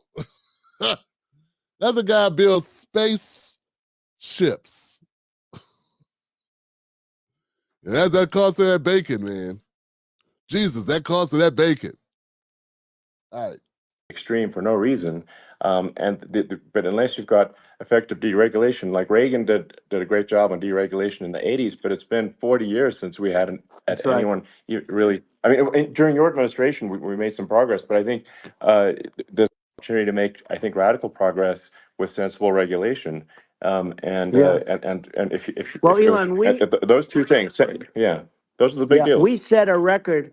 We did more deregulation and more restrictions on all of the different businesses than any other president. Remember, I had the rule for everyone we put in, you have to get rid of 10 or 12. And we did Yes. radical cuts on all of that. And a lot of that's being put back by this administration. And we did radical cuts on things that weren't necessary. But we we were all set. You know, we had the best economy ever, maybe in the world. And then what happened is COVID came in, and we had to focus on that, and nobody knew what it was. And I always say I got good marks on economy, good marks on military. We knocked out ISIS. We did so many different things. We rebuilt. But, you know, I never got the credit that we really deserved on what we did with COVID. We never got the credit. But we were, if had that not happened, a gift from China, from Wuhan, came in from Wuhan, the Wuhan labs, and I always said it, and it turned out to be right. But Yeah. had that not happened, we were set to start reducing debt. We were going to reduce taxes further. I gave the largest tax cuts, and we were going to reduce taxes still further for middle income people, not only businesses. But we did it for Sure. businesses because they're the ones that's why we had the great job numbers. But we were set to really start reducing debt. And, you know, we're sitting on the biggest pile of liquid gold anywhere in the world, bigger than Saudi Arabia, bigger than Russia. And we were going to drill, and we were going to make so much money. We were going to supply Europe with oil. I had stopped the Russian pipeline, and we were going to supply them with oil and gas. We were going to make a fortune. And then the COVID came in, and we really had to divert. Then what happened is when they came in, you know, we kept a lot of businesses alive. If I didn't do what we did, we would have had a 1929 type depression. But the problem is when Biden came in, he got trillions of dollars and just started spending it stupidly. You didn't need it anymore. You know, we got over that bad period where everybody was dying and feeling, you know, it was just not a good period. Interestingly, you know, during his administration, many more people died during his administration of COVID than during my administration, and we really got the brunt of it. But people don't realize more people died during his administration than ours. But it diverted us from doing what I wanted to do. But we had the greatest for, you know, almost 3 years. We had the Yeah. great, and you know that probably better than anybody. So many of your friends said to me, the best years we've ever had in business were during the Trump years, and also said that African American, Hispanic American were so incredible. They were having the best Asian American women, men, young people without a diploma, young people that graduated from the best colleges, from MIT, from the Wharton School, from all of the great colleges, Harvard. They were doing better, and people without a diploma were doing better, and everybody was happy. And then COVID came, and Sure. we had the problem is they spent trillions and trillions of dollars. They wasted. They shouldn't have taken any money, and we wouldn't be having inflation right now, which is killing our country. Yeah. Yeah. Yeah, and absolutely. I mean, I should probably say something about like maybe my views on climate change Yeah, and oil and gas, because I mean, I think I'm probably different from what most people would assume, because my views are actually pretty, I think, moderate in this regard, which is that I don't think we should vilify the oil and gas industry and the people that have worked very hard in those industries to provide the necessary energy to support the economy. And if we were to stop using oil and gas right now, we would all be starving and the economy would collapse. So I don't think it's right to sort of vilify the oil and gas industry. And I, the world has a certain demand for oil and gas, and it's probably better if the United States provides that than some other sure. countries. And it would help with prosperity in the U.S. And at the same time, obviously, my view is like we do over time want to move to a sustainable energy economy, because eventually you do run out of. I mean, you run out of oil and gas. It's not there for. It's not infinite. And there is some risk. I think the risk is not as high as a lot of people say it is with respect to global warming. But I think if you just keep increasing the parts per million in the atmosphere long enough, eventually it actually simply gets uncomfortable to breathe. People don't realize this. If you go past 1,000 parts per million of CO2, you start getting headaches and nausea. And so we're now in the sort of 400 range. We're adding, I think, about roughly 2 parts per million per year. So I mean, it still gives us. So what it means is like we still have quite a bit of time, but so there's not like we don't need to rush, and we don't need to like stop farmers from farming or you know uh, prevent people from having steaks or Right. basic stuff like that. Like you can leave the farmers alone. I agree. In How my opinion. crazy is that? Where I mean, you have farmers that are not allowed to farm anymore and have to get rid of their cattle, and the whole world is yeah, a that's little silly. crazy. But it's largely taken its lead from us.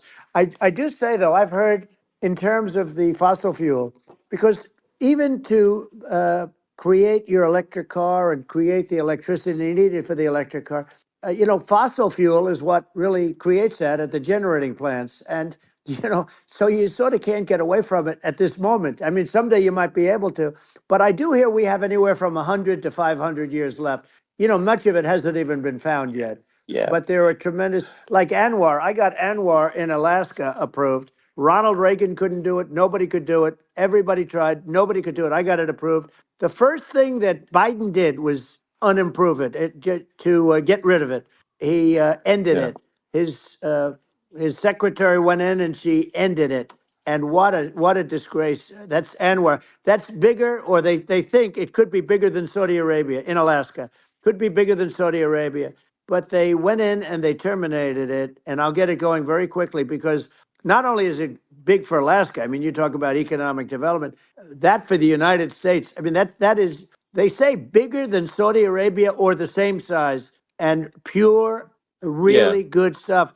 And, they end it. So I think we have, perhaps hundreds of years left. Nobody really knows. But during Yeah. that I mean, time, my something will estimate. come around that will be Yeah. very good.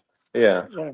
Well, I mean, and my estimate would be, a little more aggressive than that, but it's not the sort of like we're all going to die in 5 years stuff. That's obviously BS. But I mean, my view is like if you just look at sort of the parts per million that increments every year, you get sort of 2 or 3 parts per million every year of CO2. Uh, y- I mean, I think some of that it's problematic if it accelerates if you start going from 2 or 3 Right. to say 5, and then there may be some situations where you get just a step change increase in the CO2. Hmm. And I think we don't want to get too close to 1,000 ppm, because like that's actually makes it uncomfortable to breathe. Like just existing in 1,000 ppm CO2 is uncomfortable. That's like that's considered like an industrial hazard. Right. Just so it's that's actually, you start getting headaches and stuff. So it's even without global warming, it's not comfortable to live in. So you don't want to get too close to that. But I mean, I think we've got.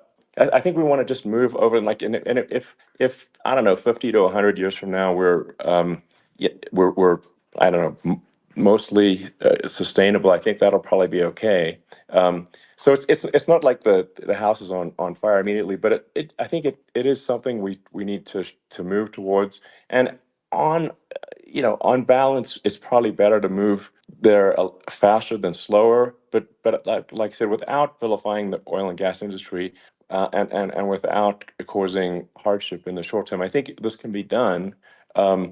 Without, people can still have, a stake, and they can still drive gasoline Sure. cars, and it's okay. It's like, it's not.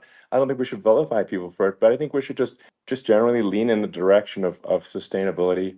And I actually think solar is going to be a majority of Earth's energy generation in the future, and it's certainly trending that way. Hmm. And so you get the solar power, combine that with batteries, so because obviously the sun doesn't shine at night, and then you use that to charge the. Man, what is this guy talking about?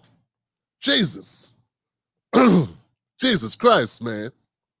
Why is he doing so much talking? Shit. Jesus Christ, man. Jesus Christ. Help. Electric cars, and you have a long-term sustainable solution. And that's what Tesla's trying to move things towards, and I think we've made a lot of progress in that regard. But when you look at our cars, we don't believe that environmentalism, that caring about the environment should mean. Trump has to be asleep right now. The guy has to be literally asleep. I have no doubt the guy is asleep. I mean, I would be asleep right now. I slept to this last night. I went to sleep on this. In my dream, Elon Musk was up. I'm like, that you have to suffer. So we make sure that our cars are beautiful, that they drive well, that they're fast, they're sexy. I mean, see, this is the thing, man. There are a lot of people that kiss Elon Musk's ass hoping that he will throw some cash their way. This guy is disjointed. He has his thoughts just scattered and they bounce, bounce, bounce. And he's choppy as hell when he talks. There's nothing fluid. It's just a bunch of rambling meanderings and inside baseball. And what are you talking about? And he doesn't read the room and doesn't think about the people that are listening. It's not for the audience, it's for himself. And he's having a debate with himself. And he's not even talking to the president of the United States anymore. He's just talking. He's just filling up space and like he talks. He just talks.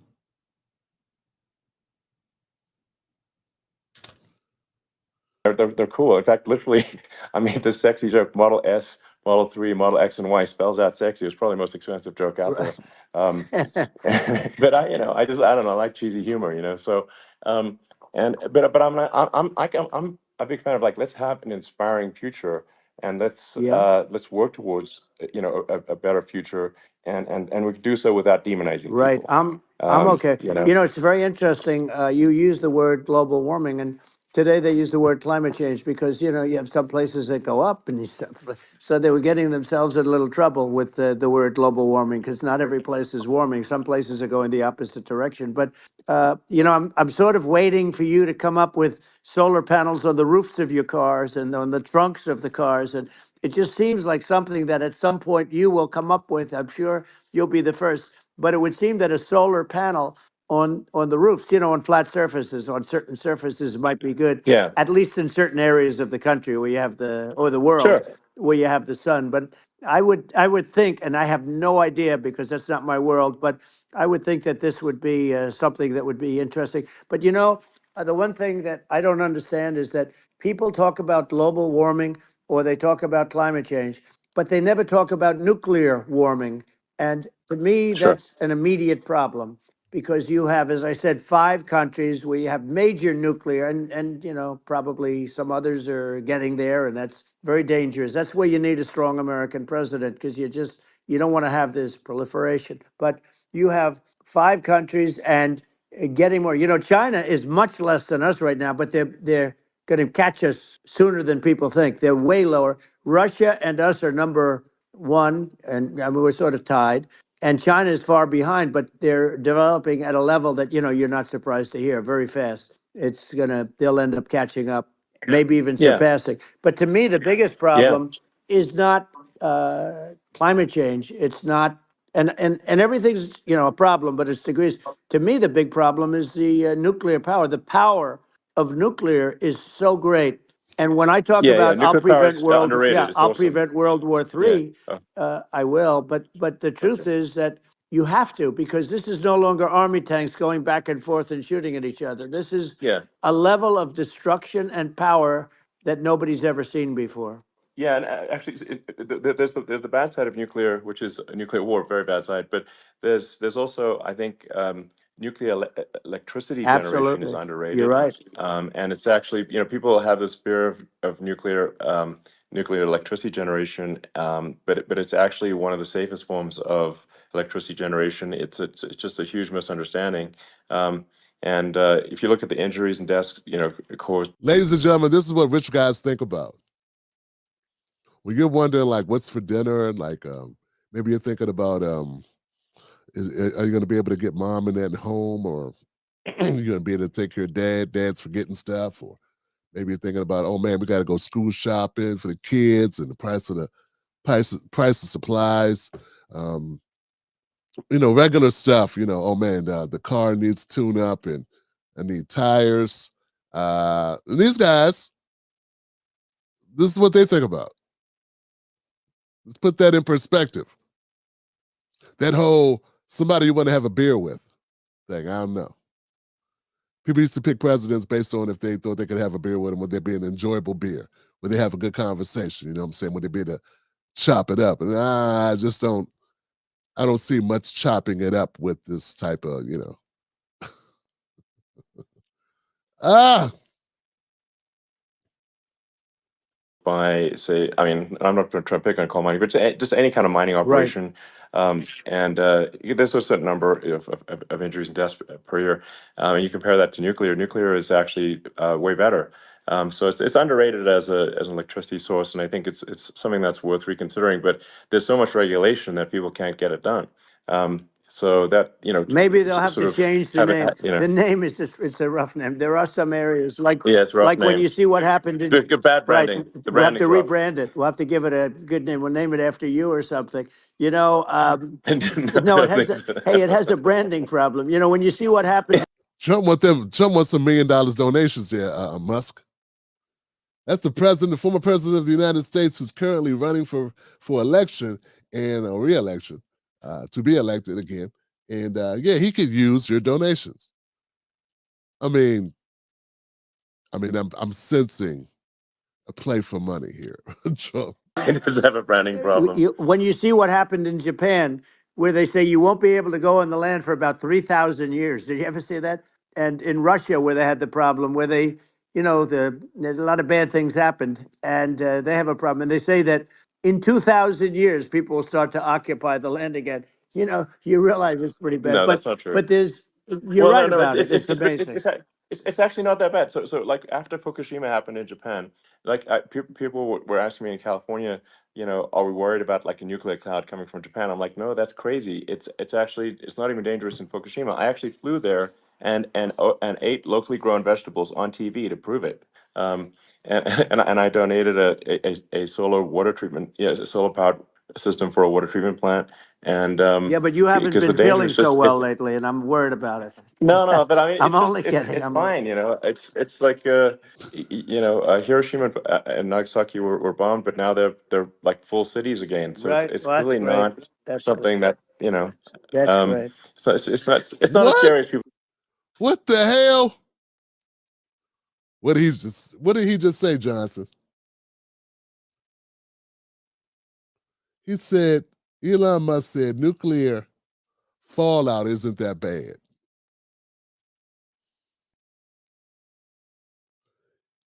He said nuclear fallout isn't all that bad.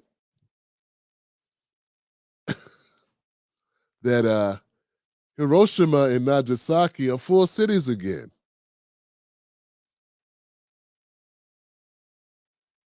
Oh, Jesus. Oh, Jesus. Trump's funny, man. Elon Musk said, well, he put a water filtration system. He donated a water filtration system to Hiroshima. And Trump said, yeah, but you drank some of that water and you're not looking too good. You're not looking so good after that. And Elon missed the whole joke. Well, think basically, Yeah. but let's see. I mean, are there some other topics we should touch on? Like lawfare. I think Well, we need to be concerned about. what they've done to this country. Obviously, Yeah. yeah. Well, we just won the big I mean, case in Florida. This was a Biden administration did something that's never been done in this country, and that's go after their political opponent, me, with this nonsense and just nonsense. And the big case in Florida we won, but they always pick a judge and a jury, and they use local DAs, they use the local attorney generals like Fani, Fani, spelled Fani, Fani, and it's all a big hoax, and it's all run from there. Like in Manhattan, the one of the top people from the Justice Department went in, ran Manhattan, ran the state. The Letitia James deal was run by a person from the Department of Justice, Biden. They've never done this before, and they set up a very bad precedent. It's called lawfare, warfare. It's a terrible thing, and never happened in our country. It does happen in banana republics and third world countries, but it's never happened. And the incredible thing is it actually drove my numbers up because people see, fortunately I have a platform like you, or, in all fairness, like a conversation like this where I can talk about it and people understand. I mean, you fight for election integrity and you end up getting indicted because you're fighting for election integrity. And when the day comes that you can't fight for election integrity, you don't have a country anymore. So what happens is they went after their political opponent, me. Now Biden's, close to vegetable stage, in my opinion. Okay, I looked at him today on the beach, and I said, why would anybody allow him? The guy could barely walk. Why would anybody allow him? Does he have a political advisor that thinks this looks good? He thinks this looks good because it looks so bad, and it's ridiculous. I mean, and he's been doing that for a long time. He can't lift the chair. The chair weighs about 3 ounces. It's meant for children and old people to lift, and he can't lift it. The whole thing is crazy. Well, he's clearly. He's clearly like, we just don't have a president right You now. don't That's have a just obviously the president, and case. she's going to be worse than him because she is a San Francisco liberal who destroyed San Francisco, and then as Attorney General, she destroyed California. You talk about location, and we're talking about the sun and the water and all. There's nothing better than California. She has destroyed that. She was the original DA. She was the original in San Francisco. She was the original Attorney General in California. What she has done to California is, well, you know better than I do. You just left California for a lot of those reasons. And what she's done with crime, with cashless bail, where you kill somebody. I mean, we have states there you kill somebody and they let you out right away. I mean, you don't have to even put up, and then they never find the people unless they kill again, and then they let them out again. Our country is becoming a very dangerous place. And she is a radical left San Francisco liberal. And now she's trying to protect. Now she's looking like she wants to be more Trump than Trump, if that's possible. I don't think it's possible, but she wants to be more Trump than Trump. I want a wall. I think that's she wants to release all the prisoners that are in detention, and some of these guys are really bad. right. That just came I out just saw today. that. She doesn't want to build the wall, even though the walls work. Walls and wheels. In your business, everything you do is obsolete, almost, well, not the tunnels, but everything is obsolete. Even your rocket ships, they're like a month later, they're obsolete. You find a better way to. The only thing that's not obsolete is a wall and a wheel. And the wall, I built hundreds of miles of wall, and that's why we had such good numbers. I was going to add 200 miles. We bought it. We could have flipped it up in 3 weeks, and they sold it for 5 cents on the dollar. That meant, I said, wow, that means that they actually do want to have open borders. She wants to have open borders, and now she's going like she's tough on the border. It's such a lie. Yeah, this is simply not true. This is simply not No, and true. everybody knows it's Simply not true. true. It's a disgrace that she can Yeah. say it.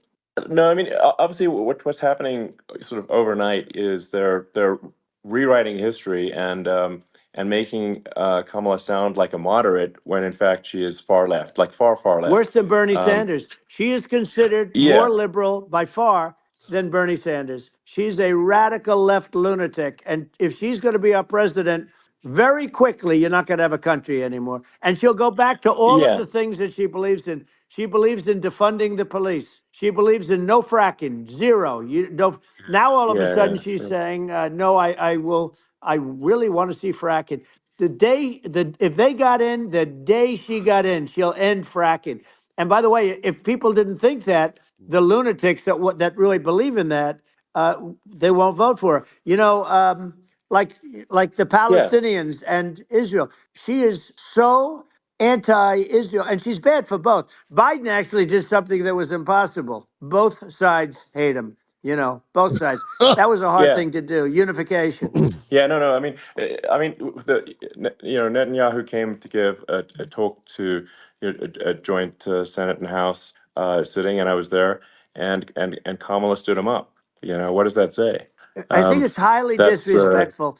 And I say, if you're a Jewish person or if you believe in Israel, if you're a person that, is a very pro-Israel, if you vote for her, it's worse than Biden.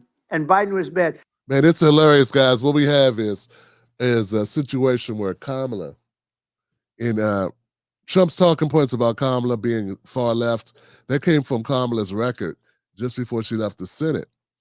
And here's the deal, man. First of all, Kamala's very good at this, at a very bad thing, which is pivoting to wherever she thinks she needs to pivot to, and abandoning whatever previous position she had, and reinventing herself. So she did the same thing in when she ran for Attorney General.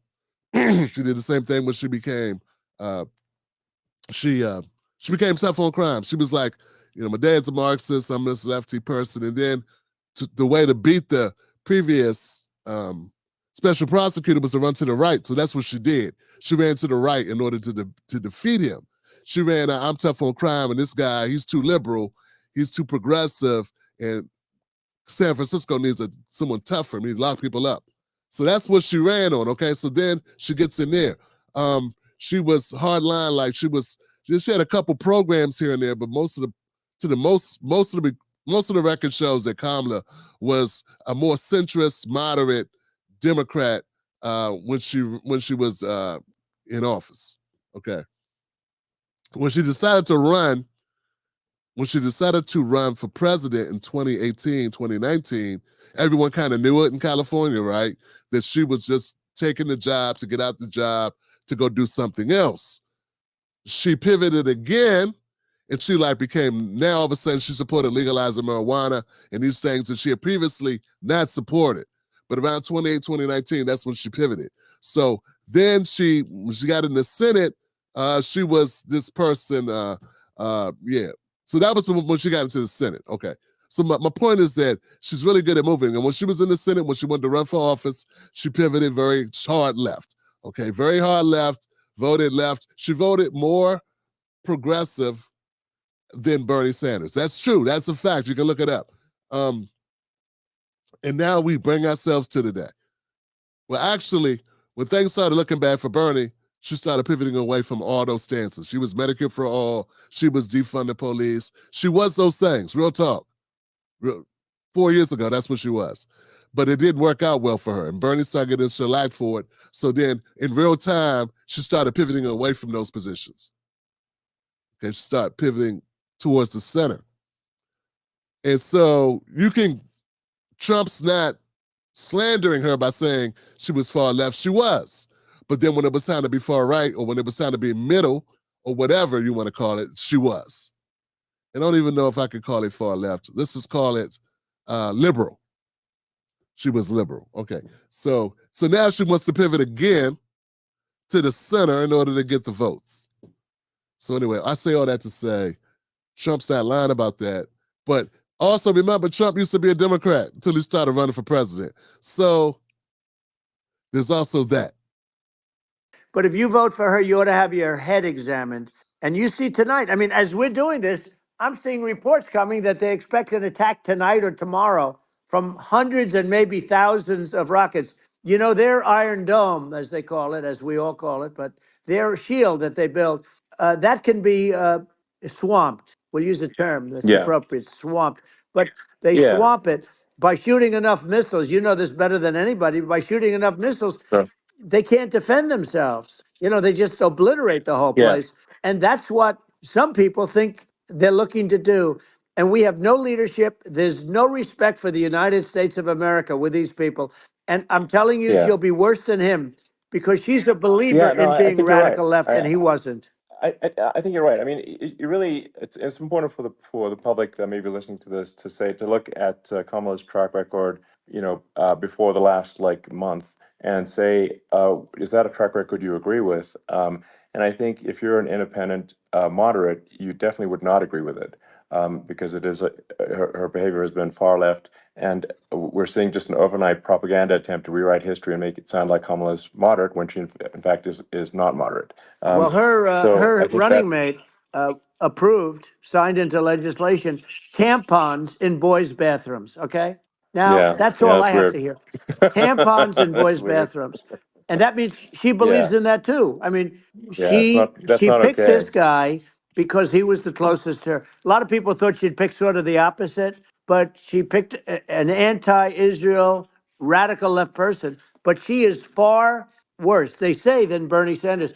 If we have her as a president, if we have a Democrat at this moment as the president, I don't think our country can survive. I think it's a massive. I think we're in massive trouble, frankly, with the Kamala administration, and that's my honest opinion.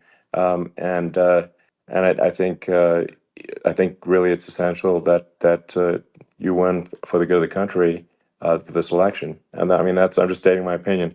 Now, you may have seen this, but I got a letter from the EU Commission, like saying, to not have disinformation on the during this discussion that we're having, and there's a lot of attempts to do censorship and to force censorship even on Americans from other countries, and what do you think about that? Well, I know the European Union very well. They take great advantage of the United States in trade, as you know. We, through a different forum, NATO, we protect them. And yet, if you build a car in the United States, you can't sell it in Europe. You just can't sell it. It's impossible.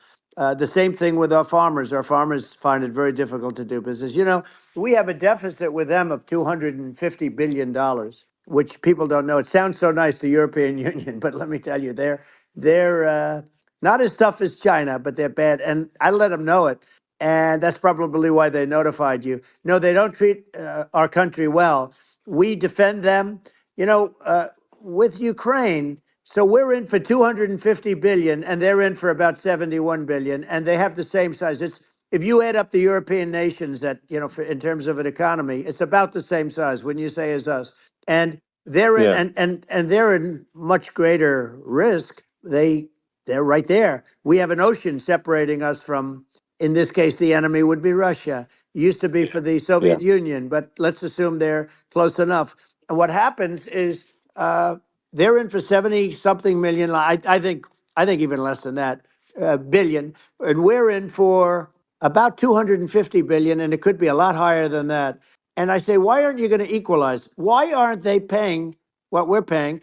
And they're in much more, it's much more important for them because of the fact that, they're right near there. I mean, they're all sort of in that location. We're not. But yeah, they should, and I did it with NATO. There were only 7 countries that were paid up in NATO out of 28 at the time. And the United States yeah. was subsidized. Yeah, The United States was subsidizing NATO, tremendously subsidizing NATO. And I went yeah, in and I said, you yeah, got to pay up. If you don't pay up, we're not going to defend you any longer. I took a lot of heat, but you know what happened? Billions and billions of dollars came flowing in, and yeah. I think a lot of the public isn't aware of the fact that the United States pays a disproportionate share of the NATO expenses, and then we get even though taken advantage of on trade. So think yeah, about it. well, I mean, the point of NATO is defending Europe, and it's it's like, then okay, well, why is the United States paying disproportionately more to defend Europe than Europe? That doesn't make sense. That's unfair, and that is an appropriate thing to address. Well, when you talk about So cost cutting and savings and everything else, I mean, honestly, look, there's nobody that feels worse about the Ukraine situation than I do because I know it would have never happened. I know Zelensky, he was very honorable to me because when they went with the Russia hoax and they said I had a phone call with him, he said it was a perfect phone call. It was a great phone call. He could have grandstanded and, said, oh, he was very threatening. He said, no, it was a very nice phone call. I called him up to congratulate him on his win, and you end up getting impeached because these people are yeah, yeah, lunatics. I was talking about the difference from the people within and the enemies on the outside. In many cases, the people from within are more dangerous for our country than the Russias and the Chinas. If you have a smart president, you're not going to have a problem with them. You're going to do things. yeah, Now, they've taken advantage yeah, of us absolutely. incredibly, but you're going to do things with the right person. Yeah, well, I think it's obvious that you're a believer and an advocate of free speech, because during your first term as president, you were attacked relentlessly every day, often very unfairly with with false attacks, and you didn't try to shut down the media. You didn't try to inhibit their freedom of speech, and I think that says a lot. Well, the good thing is that Hey, didn't Trump threaten to get them shut down multiple times? Didn't Trump threaten to shut down media multiple times? Didn't Trump go to war with the media? Am I tripping? I don't know if he did any action, he actually took any steps, but he said things. I remember him saying stuff. I don't know. I gotta check that one out. you and I have, and some people, very few, we can get the word out. Although sometimes it's hard because they don't want to print it. Like we're having a great conversation right now. Kamala wouldn't have this conversation. She can't because she's not No. smart. She's not a smart person, by the way. She can't have this conversation. And Biden, we don't even have to talk about it. I mean, he couldn't have this conversation. he would have given up on the first half of a question. He would have walked out. He would have said, "Where am I? Where am I going?" So anyway, but Yeah. no, he wouldn't have this. Ah, God, I gotta defend here. Kamala, if she had a conversation like this, which she hasn't, so we're being hypothetical here, but I'd say it would be bad, just as bad in other ways. Yeah, hate to foreshadow what my conclusion was going to be after I commentate this thing, but yeah, she would suck for other reasons. This sucks, but it'd be bad for other reasons. That's true. Not a lot of people would have this conversation, but we cover a lot of territory. But the beauty is that we can have a conversation, and Yes, you I'm can actually able have a to get it out conversation. without, because I get I think treated unfairly this by is a the really press. big point. You can actually have a conversation with you, Yeah, it's nice, isn't it? and you can't have a conversation with Biden or Kamala. It's like not. It's not possible. That's true. So this is like talking to an NPC. No. So it's just Well, impossible. but think of it. We need a man or person who's unbelievably sharp in order to stop all the nuclear danger and all the dangers that I'm talking about. Well, that rules you out, Trump. That rules Trump out. Got to go into somebody else. Scott, got to go to somebody else with the smarts. He said it takes somebody smart if we're going to handle what we're going to be up against, and I don't think that's going to be Trumpy. Is that Trump? Who's that? And I got along with all this. I got along with Kim Jong-un. We had dinner. We had everything, and he really liked me, and I got along with him really well. By the way, he's the absolute boss over there. A lot of people said, "Oh, do you think he really?" That's for Let me sure. tell you, I saw things that you don't want to know about. He is the boss. But we had a good relationship, and he doesn't like Biden. He considers him a stupid man. He said he's a stupid man. Well, at least he speaks his mind. But in this country, you're not sort of allowed to say it, but I guess you are. You should be allowed to say it if Yeah. it's true. But we need smart people, and we need people that have an ability to lead. And she doesn't have that ability. Can you imagine? Now, Chairman Xi very well. Can you imagine her and him negotiating, or No, it's even silly. It would be standing silly. together? It is, the whole concept Yeah. is ridiculous. She is terrible. She's terrible. Even standing together. Oh man, I know the liberals are going crazy, man. They're like, it's sexist, Trump. It's sexist. But she's getting a free ride. I saw a picture of her Yeah. on Time Magazine today. She looks like the most beautiful actress ever to live. It was a drawing, and actually, she looked very much like our great First Lady, Melania. Didn't look. Yeah. She didn't look like Camilla. That's right. But of course, she's a beautiful woman, so we'll leave it at that, right? Yeah, well, maybe like I think part of what people in America want to, people in America want to feel excited and inspired about the future. They want to feel like the It's future true. is going to be better than the past, and that America is going to do things that are greater than we've done in the past, reach Right. new heights that make you proud to be an American and excited about the future. They want the And American I think dream just back. They want the American dream back. More important than anything else. It's like you don't have that today because the people, they've been just sucked. They see incompetent people running our. The Biden thing is very interesting. People just found him to be incompetent. And when I debated him, I was like, "Is this for real?" It was. Yeah, it was just absurd. But I think there are like some grand projects that we could do. I mean, I think like we could build a base on the moon. We could send American astronauts to Mars. We Right. could build high speed Yep. connections that are more advanced than anything else in the world between our cities, so people have fast transport. It's possible to solve traffic with tunnels. That's right. We already made great progress in Vegas doing that, and and just do things that are exciting and inspiring and make the future feel like it's better than the past. Well, I saw And what you did in Vegas, and I'll tell you, it was amazing. I got to see. I took a big glimpse at it, and it's incredible. It's incredible, and you could do that all over. You could do that all over. It's deep. yeah, You and don't that's even need much structure. Assuming you're in the right areas. no, it's straightforward. It's amazing. So I think we could do some things that like China's got incredible high speed rail between its cities, but I think it's actually possible with tunnels if with deregulation with an ability to actually where it's like legal to actually do the tunnels. Then you could have high speed tunnels that are actually better than anything else in the world for high-speed transport between cities. And that would be something that, Americans can say, wow, okay, we've got something that's cooler than anyone else in the Yeah. world. That's the kind of thing that makes you proud to be an And American. much safer than surface trains where there is a danger there, with people, with crazy Yeah, people. It's much safer, much better. And, it's sad because I've seen some of the greatest trains. I find it fascinating. And I've seen the systems and how they work, and the bullet trains, they call them, I guess.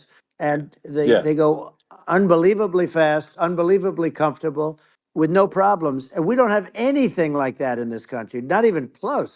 And yeah. it doesn't make sense that we don't.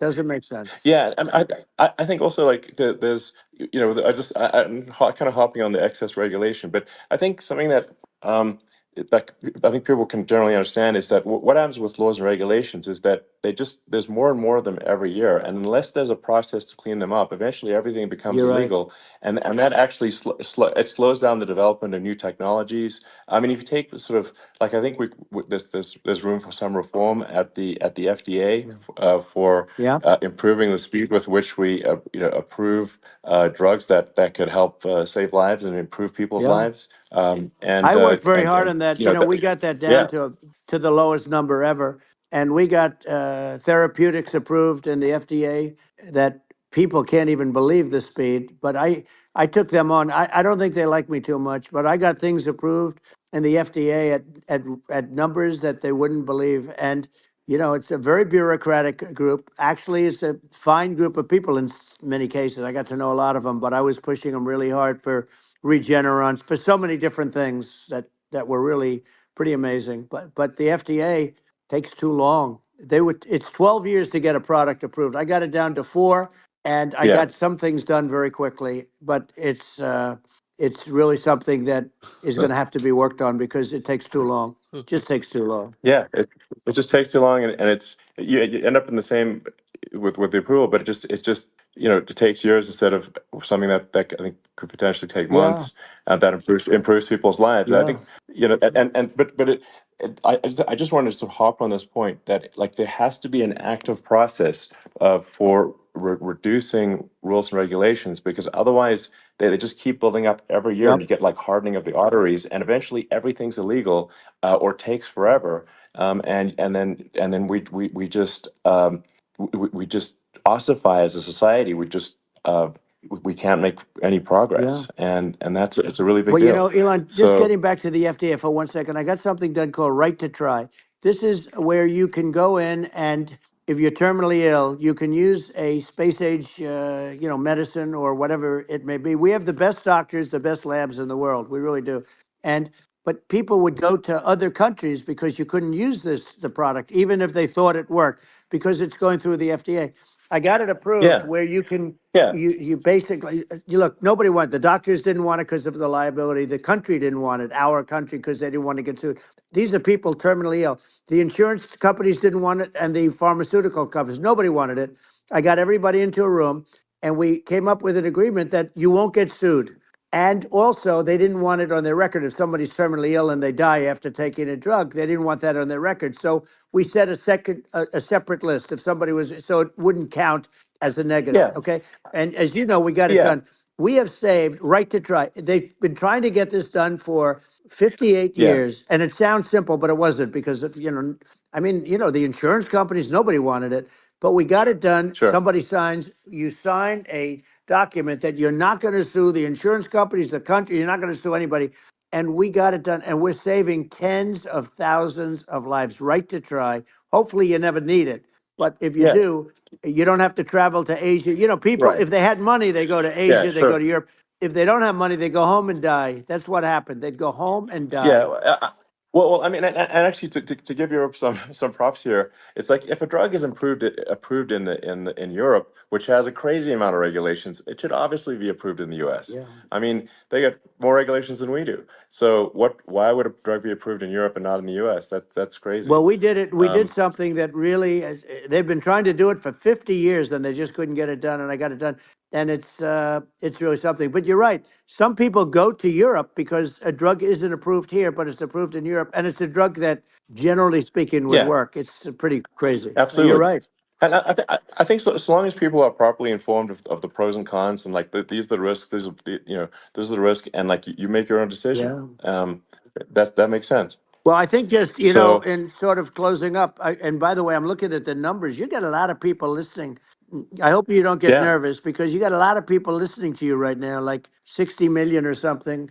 What is that number? It's crazy. It's amazing how you can see that right away. How many? What is the number?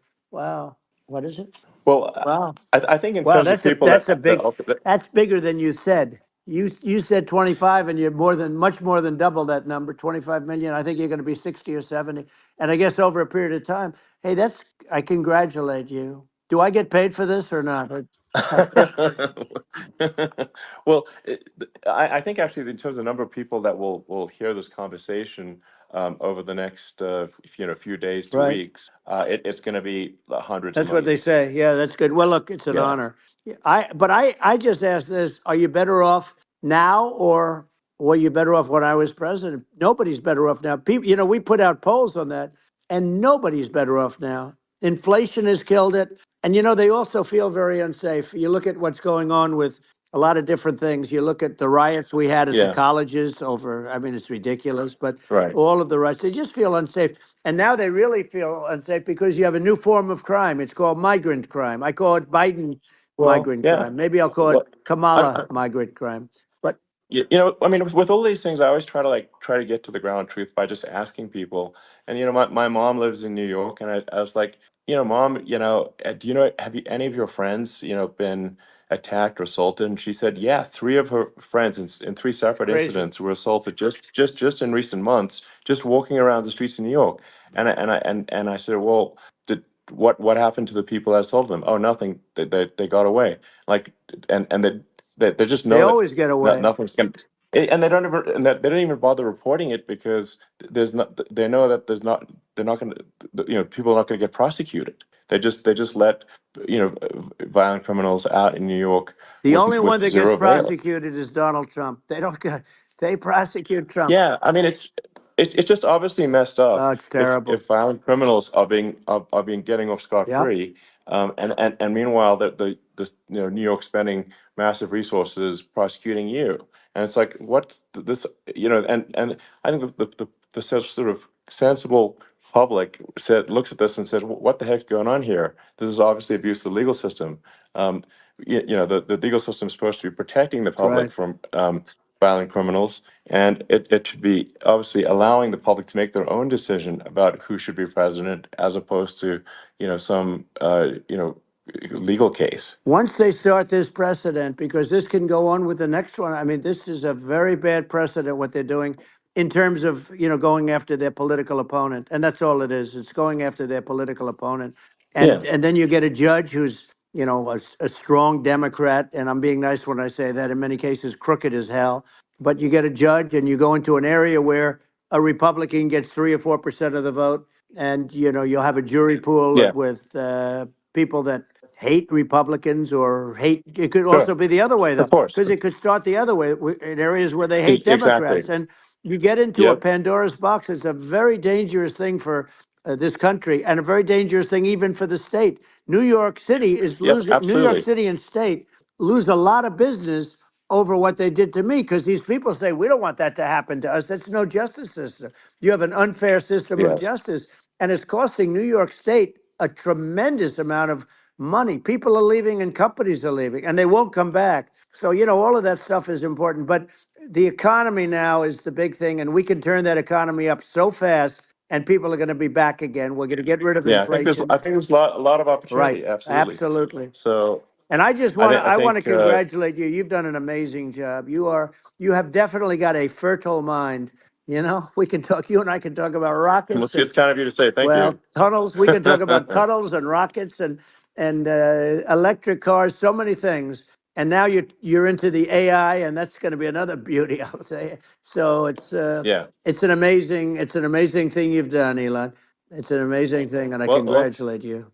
I mean, thank you. And well, I mean, I just say here, here's to an exciting, inspiring future that people can look forward to and be optimistic and excited about what happens next. And that's the kind of future that I think you will bring as president, and that's why I endorse you. Well, I appreciate that. That endorsement meant a lot to me. Not all endorsements mean that much, to be honest. Your endorsement meant a lot.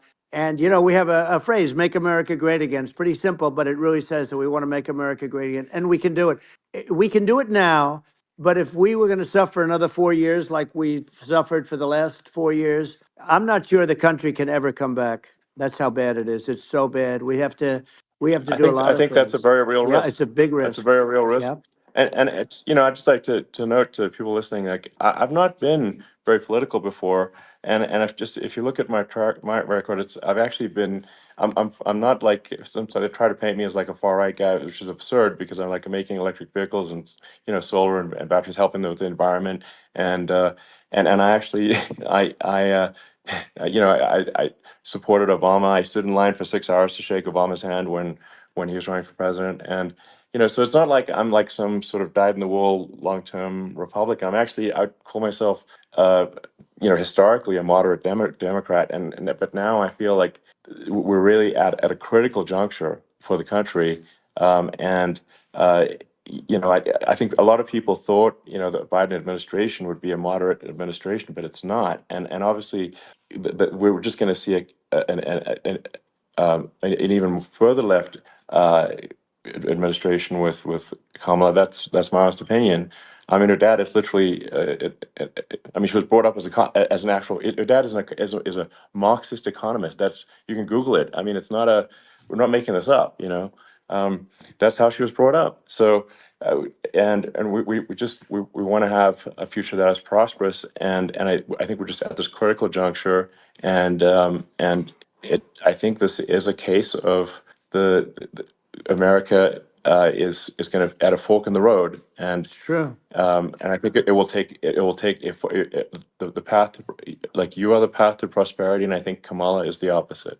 Then that's my honest opinion. I'm gonna get attacked like crazy, and I've also experienced quite a bit of lawfare myself, and but I'm just trying to tell people my honest opinion, and I haven't been really active in politics before, and I'm just trying to point out that my track record historically has been moderate, if not moderate, slightly left. And so this is to people out there who are in the moderate camp to say, I think you should support um, Donald Trump for president. And I think it's actually a very important junction in the road, and we're in deep trouble if it goes the other way. Well, I want to thank you. And, you know, I actually always did think of you as somewhat left. I must say that. So it's Yeah. even more of an Well, that's honor to have yeah. your endorsement. I know how strong you feel about it. But, you know, when you think of her, San Francisco, 15 years ago, I had a great friend, Bob Tish. He said it's the greatest city in America. And now it's almost not livable there. And California likewise. And she was involved in the destruction of San Francisco and the destruction of California, and she will be involved in the destruction of our country if people are so unwise as to elect her. And I hope that doesn't happen. And I hope the elections are going to be run honestly. And we're going to turn this country around. We're going to do things and we can do it fairly quickly. And we have to get rid of the criminals that have been, given to us by other countries as they laugh. They laugh at Yeah. us. They think we're stupid to accept these people. These are radical, stone cold killers in many cases and terrorists. And they're in our country by the hundreds of thousands. Yeah. And we have to take Yeah. them out. Yeah, I mean, if I could summarize it, perhaps, I think these are issues that I think most people in America would agree with, which is that we want safe and clean cities, we want secure borders, we want sensible government spending, we want to restore both the perception and reality of respect in the judicial system, just stop the lawfare, and I think like, and how are those even right-wing positions? I think those are that's just common sense, and that's I mean, would you agree with that? 100%. I don't understand, they call it progressive. They don't like the word liberal anymore, but call it liberal or progressive. I don't understand how somebody could say that it's okay for them to empty prisons into our country. And again, I told you their Yeah, crime it's rates definitely all not over the world are okay. going way down, which makes sense. In fact, the next time what we'll do is if something happens with this election, which would be a horror show, we'll meet the next time in Venezuela because it'll be a far safer place to meet than our country. Okay, so you and I will go and we'll have a meeting and dinner in Venezuela because that's what's happening. Their crime rates coming down and our crime rates going through the roof. And it's so simple. And you haven't seen anything yet because these people have come into our country and they're just getting acclimated. And they don't know about being politically correct law enforcement or lack of law enforcement. And our police, I have to just end with this. We have great police, we have great law enforcement, but they're not allowed to do their job. They have to be able to do their Yeah. job without being destroyed. Well, absolutely, and it's obviously demoralizing if you're a police officer risking your life to to arrest violent criminals who could kill you and do kill you sometimes, and then you arrest the violent criminal and then the DA doesn't prosecute and that's let the guy out. Right. Well, then like why should a police officer risk their life to arrest a violent felon Well, even worse, if Elon, nothing's going to happen? even worse, they prosecute the police officer. They go after it and they prosecute the police officer and they take away his pension. They take away his Yeah. job. He loses his family. He loses his house. Well, I thought it was very telling, like incredibly telling, that when there was that case where sort of a gang of thugs beat up police officers. I think it was in Times Yep. Square in New York, and and then nothing happened to those guys. They were let out zero bail, and I think a bunch of them were given free tickets to California. Well, what is I mean that is a gross indignity against the United States, and that's how I mean this is insane. Like, have we lost all pride? What that how can such a thing be allowed to occur? I've never seen anything. You know? We see where they get shot. It's a very dangerous profession, but it's something they're very proud of and they want to be able to do their job. But I've seen them get shot. I've seen a lot of things. But I've never seen where these guys are standing in the middle of a big street, everybody watching them, and they're literally boxing, like punching, stand up fighting a police officer. There were two of them. And Yeah, yet about six yeah, of yeah. these guys, and they're punching the hell out of them. And in their own country, they would be dead if they did that. They'd be shot. They Yes. would be shot instantly. And they come from these countries, and it's taking them a while to realize that we don't do that in this country. But in their own Yeah, country, if they stood on a street and had a fight with a police officer, they would be shot. There's no political correctness, and yeah. It's it's just such a sad thing to see. And that's the reason you we have yeah crime, we by the way, yeah. because we don't do anything about Yeah, it. yeah, we just cannot have a situation where our police officers are beaten up on camera by a gang of illegal immigrants, and then nothing happens to the guys that beat up the cops. I mean, and they're let out.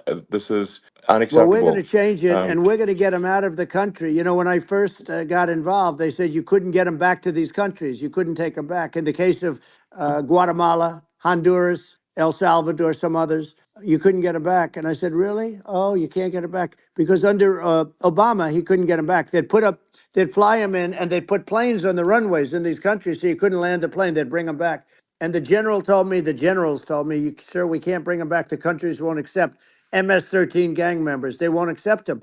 And I said, really, how much do we pay these various countries in terms of economic aid, which is also somewhat ridiculous?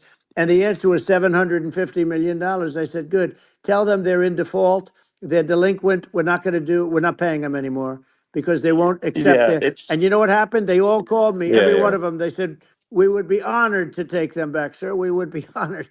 It was so easy. But it's one of those things. And we got it back. We took in so many, the MS-13 is probably yeah, the worst gangs in the world. They're the most vicious, violent. We took them out of here by the thousands and got them out of here. And their countries took them back. And because I said, you're not getting any more economic aid.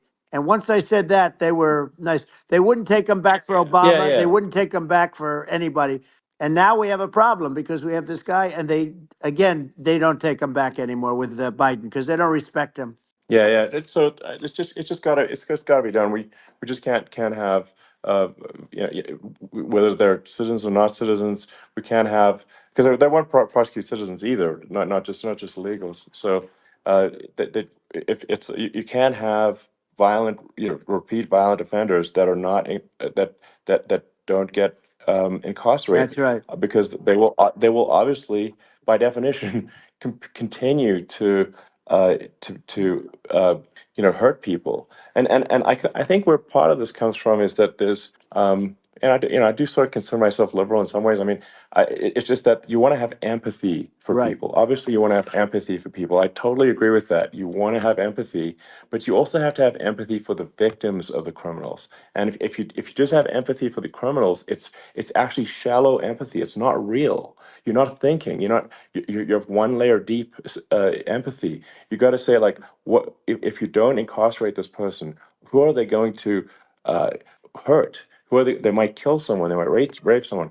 If you don't incarcerate them, you have to have empathy for the victims. And there's a lack of empathy for the victims of the criminals, and too much empathy for the criminals. It doesn't make sense. That's why you want to have deep empathy for society as a whole, not shallow empathy for That's right. criminals. And we have to give our police officers the dignity and the respect that they deserve.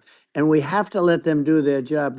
They can do a great job, but we have to let them do their job. And if we don't do that, it's going to all disappear. There's never been a society like this where you're allowed to do anything you want and nothing happens. And I'm talking about violent crime. And it's going to get more violent because these are really, really violent people. And we're going to get them out of our country, and we're going to get them back to where, because they were sent here by the presidents and by the various people that run those countries. And I know every one of those guys. And they're smart people, and they're streetwise people. And they really think that the USA is stupid. They think we're run by stupid people, and they happen to be right.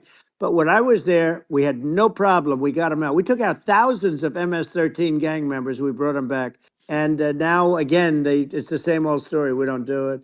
And they actually gave them a big increase in aid. They raised it up to billions of dollars, and they get nothing for it. So, it's I hope everybody's going to vote for Trump, and we're going to get this country straight. And Yeah. I didn't need this. I'm like you. I didn't need this. I had a very nice Yeah. life. I didn't need to go Yeah. through Yeah. court systems and go through all the other stuff and run at the Sure. same time. I have to run. I have to go through fake trials with, in some cases, corrupt judges, totally corrupt judges. I didn't need it. I had a nice life. I have great locations. I have beautiful oceans that I have places.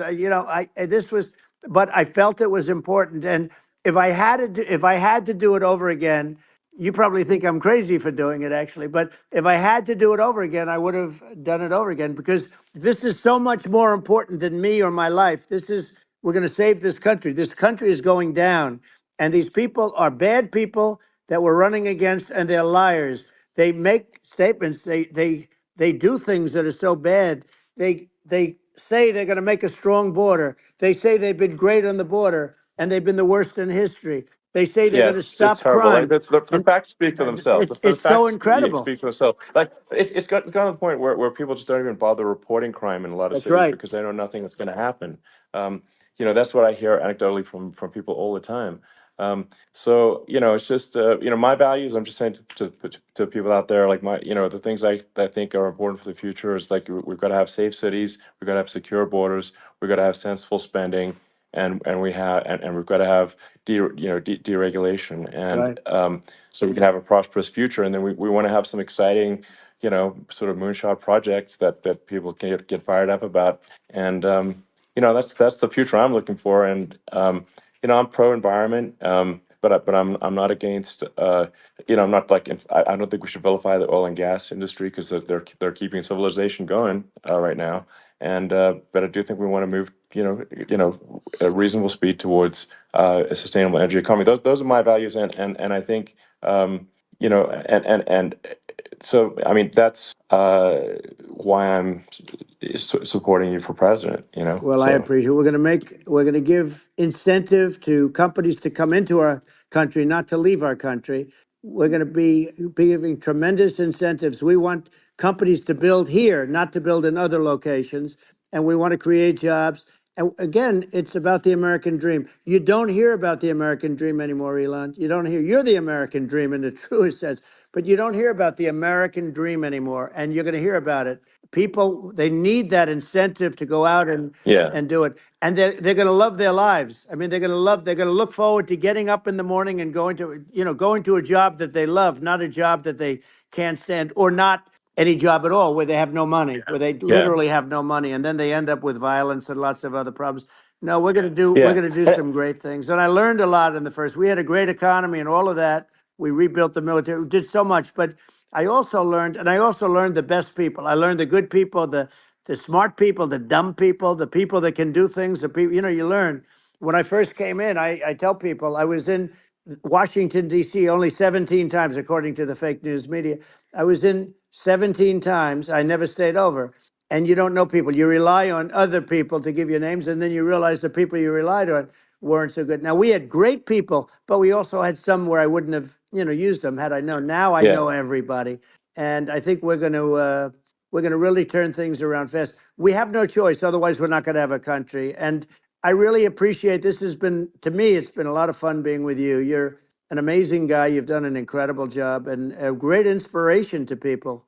A great inspiration, and I hope you keep going and just continue to do well. And we're going to have a big election coming up, and I think November 5th will be the most important day in the history of our country. I think that election will be the most important election, and I think it'll end up being maybe the most important day in the history of our country, because if we don't win, I just feel so sorry for everybody. No, I think we're at a fork in the road of destiny of civilization, and I think we need to take the right path, and I think you're the right path. So I think that's what it comes down to. Thank you very much, Elon. It's a great honor, and we'll do it again sometime. And it's been really fun, and I hope you got a lot of viewers. I hear you got a lot, but I hope you got a lot. I know you got a lot of them. So I appreciate it. I'll see you soon. All right, sounds good. Thank you. Thank you, Elon. Thank you very much. Bye. Jesus. Wow. Oh, goodness gracious, guys. That was a lot. We did it, though. We got through the whole thing. Give it up for yourselves for sitting through that. If you've been here from the beginning, give it up, give it up, give it up, give it up. Wow. I almost don't even know where to begin. So much was said about it. I gotta say something about the ending of it. It was at a point, guys, where things were just being repeated. I wanted to get to the end of it, though. I wanted to get through the whole entire thing, and you could say we listened to the entire event. That's important for me to be able to say that. So I want to thank you for being here with me to be able to do that. Once again, my name is Tim Black. If it's your first time being here, I cover U.S. politics, breaking news, and Black culture. Okay, that's what I do. If that's interesting to you, subscribe. It's free. If you really like it, later we'll talk about becoming a member, but, I got to correct Donald Trump on this thing he keeps saying about cops. Guys, I got to do it because before I got into politics heavy, I mostly commented on police, local stuff, that type of thing, things that happen to regular people. I kind of did that. Guys, police are not under attack. Trump's using this, and it's really disappointing, man. This law and order stuff about cops being so bombarded with the legal system, and they could just do their jobs and people leave them alone. And okay, here goes some numbers. 2% of cops who shot people that was documented were charged. So that's okay. So I don't know how many cops you got, right? Most cops never take their gun out, okay? Of the cops, we have 1,000 cop shootings in 2022, for instance. There were 1,000 reported cop shootings. Cops don't have to report this. It's voluntary for police departments to report this information. So if you could get away without reporting it, wouldn't you not report it? Of course you wouldn't report it. Okay? So of the reported cases, because there's no law saying you have to report, there were 1,000 cop shootings in 2022. Of those 1,000 cop shootings, 2% or 21 of those cops were charged. That's not convicted. That's charged. But see, all right. So anyway, that was the last point they were making for the last 15 minutes or so, and I just thought I'd knock that one out. I'm not going to go through fact check and all this stuff. I made 64 notes, and 64 was about the cops. So 63 other points that I highlighted here about this conversation, guys. I mean, I covered a lot of stuff. They said a lot of things They said all of the things.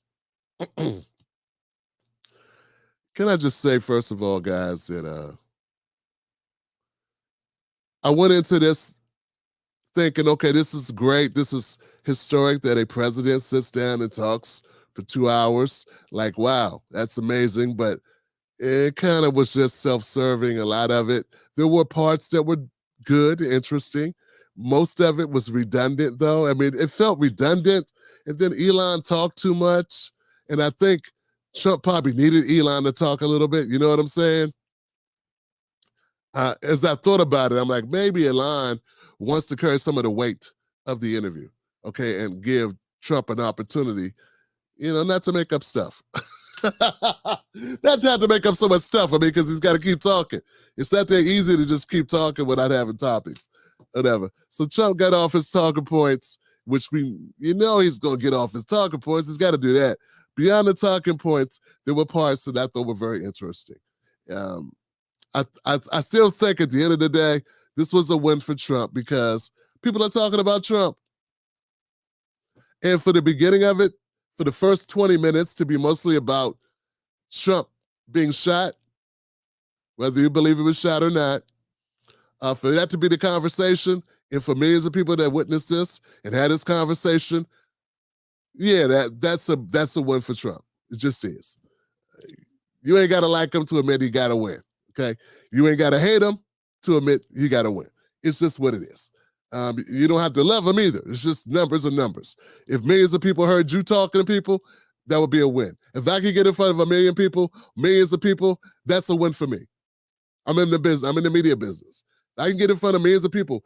And Trump said there was like reportedly 60 million people who clicked on this thing at some point, who clicked on the stream. I don't know how long they listened. I don't know how all this is done, and that was last night. I don't know what the numbers are now. I know that the Cat Williams interview with Stephen with Shannon Sharp did 80 million or something. If this gets close to that, that would be something, because it took him a week to do that or something. Anyway, so what else? I got so many points here. I don't even think I have the bandwidth to really go through everything. Can we just say that if you like Trump, you probably like this conversation. If you don't like Trump, you probably like this conversation because now you got some more stuff that you can throw at Trump. If you're Kamala Harris and Tim Walz, you're probably glad they did this because that means you get to hit them on some stuff. If you're the media, you love it because that means you get to make some money and get some clicks and villainize Trump, demonize Trump a little bit more for stuff he said.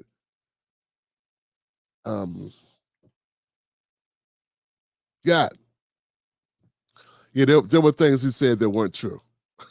And there were things he said that were exaggerations. And there were things he said that you cannot verify. There were some things he said that were true. And there were some things that were in the spirit of truth. But then they got off the track. And it's just great because what it does is, from a strategic point of view, this is also good because now the onus is on Kamala Harris. Kamala Harris has not held a press conference nor a long-form interview or any type of interview since becoming the persona non grata. Well, the persona, the what's the word? The presumptive nominee. Persona non grata. That's bad. So now she's going to have to do something. She won't be able to hide behind anything because Trump just sat down for 2 hours. Oh, I do have this. I thought was interesting because several people said Trump was talking and he sounded like crap. Here goes. If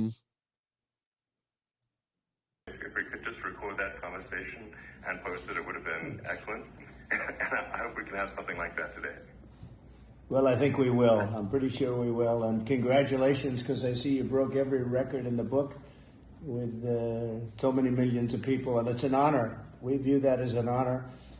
And yeah, so I just wanted to, for the record, to show he was at home in his underwear. There were people saying all types of stuff in the chat. And I figured, why not just show you? I saw that on Twitter X. There's a couple clips like that where they were taping it from their side in real time on the Trump. Now, I don't know where he is. I guess he's in Mar-a-Lago. I have no idea. So there it is, guys. Look, like I said, if you like Trump, you probably like this. It's probably worth a listen. Actually, no, it's not worth an entire listen. It could have been half as long and made the same points. You can leave out a lot of Elon Musk's opinions about carbon and about fossil fuels and him defending the gas and oil industries. That's really, no one, I don't think many people tuned in to hear that from Elon Musk. That's definitely not why I tuned in. But hey, it was supposed to be a conversation. It can't just be one person talking the whole time. You're supposed to go back and forth. So, yeah, man. Like I said, I got so many points here that we could go over, but let's not. Let's not go. At least not now. At least not now, guys. Thank you for tuning in. There it is. In a summation, it was interesting. It was. I still think it was a win-win for Elon and for Trump. It helps Trump's first appearance back on the X platform. His grand entrance back, return to the X platform from Truth Social, his own platform. And then you get, I don't know, tens of millions of people listening to you. And you make the news. And it's all negative, but so what? Because we know that's what it's going to be. It's going to be negative. And yeah, it's a good day for him. If you are saying Trump in a tweet or in a Facebook post or even in this comment section, that's probably seen as a win for Trump. Yeah, that's how it works. And now we'll see what Kamala, how she responds. The thing is, she won't have to respond. Well, she will have to respond if you're an independent voter. You're like, maybe people are having in their mind, like, what's Kamala going to do this? And if you are a Kamala supporter, who's that a part of the Democratic Party, who's pulling for her in a way that's, biased because you are in the Democratic Party, you're probably not, probably like, But regular voters, regular folks will be like, hey, okay, I want to hear from Kamala. Kamala could do a better job than that. She needs to go sit down with insert name of person. And if you talk to anybody for 2 hours, there'll be some things said you probably didn't mean to say, particularly if you can't use the teleprompter. And that doesn't look like Trump was using a teleprompter. So you're going to be talking and yipping and yapping. Things are going to come out.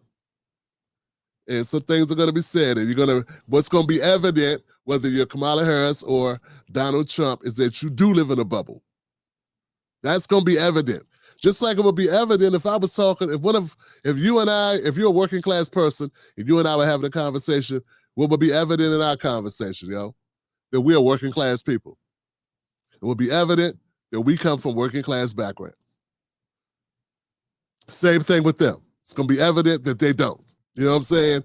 Because the type of conversation. Just the fact that he could do it says something, I feel. So yeah. I don't think Biden could do this. I think that Kamala could do it. Trump says he doesn't think she could have a conversation like this for 2 hours. I think she could. Would she want to? Would it be dangerous? Yeah. It'd be dangerous. You're gonna say something. And see, that's when the numbers. So when you start being vulnerable, excuse me, when Kamala starts becoming vulnerable, starts having conversations, starts talking without the teleprompter, starts having to answer questions, that's when some of the shininess is gonna wear off a bit. Because right now, whatever people think in their minds, they're throwing that on Kamala. Whatever positive thing they have. Oh, I know a point I want to make. There was something in there about optimism. Elon Musk said something about Donald Trump has given us an opportunity to feel optimistic about the future. We can be excited about the future, yada, yada, yada. It's just amazing that both sides of this coin, Democrats and Republicans, which are really on a split on the same side of the coin in a lot of ways, but for the purposes of this example, I'm going to say opposite sides of the coin. We know they're not the opposite sides of the coin. Please don't send me a bunch of DMs. I know that, okay? What I'm saying is They're in opposition as an opposites. And they both think that they got all this energy and they're both promising this new direction. And really they're not, man. Kamala has no direction. And a lot of Trump's direction sounds bad. Kamala doesn't have any policies up on their website, at least not last time I looked last night. I didn't look today. What she has is a way to donate money. And then we have Trump. And we're still going to go over Donald Trump's points because he's got like a 47 plan. And I don't know what that is exactly, except being the 47th president, but he has a plan. So I'm going to have to go over that because unlike CBS and ABC and NBC and CNN and MSNBC and all these other networks and all the other independents that call themselves progressive or whatever, or conservative or moderate or whatever, they don't even go over Trump's programs. They even talk about what his policies are. They just repeat what was said on whatever program and keep it moving. So we're going to take the time to go over we're going to go over his itinerary because you know what? We want to at least be able to know what we don't like. You got to know what you don't like. You got to taste it to say, oh, no, thank you. No avocado toast for me. Or you go, ooh, avocado toast. This is great. I just had it. That's what we got to do, fam. We got to do that. We got to do, Big Slim. We got to do a Big Slim review.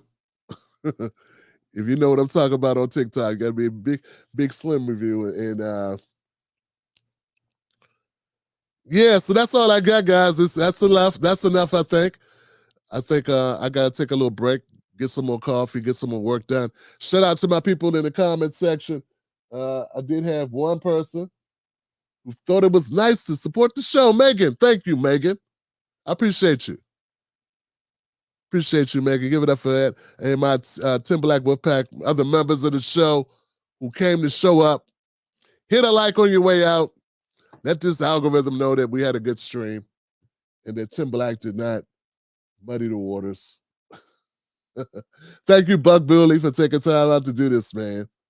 Thank you for being around and hanging around. And yeah. That's it. I'm Tim Black. I'll see you later on today. I got more content coming out, and of course, we got a show tonight. And yeah, do that. All right, I'm gone. Be safe. Remember, don't let nobody take your cornbread. Tim Black Show. Subscribe. Hit like, guys. Hit like on your way out the door. I'll hit you up on the next one. Wow.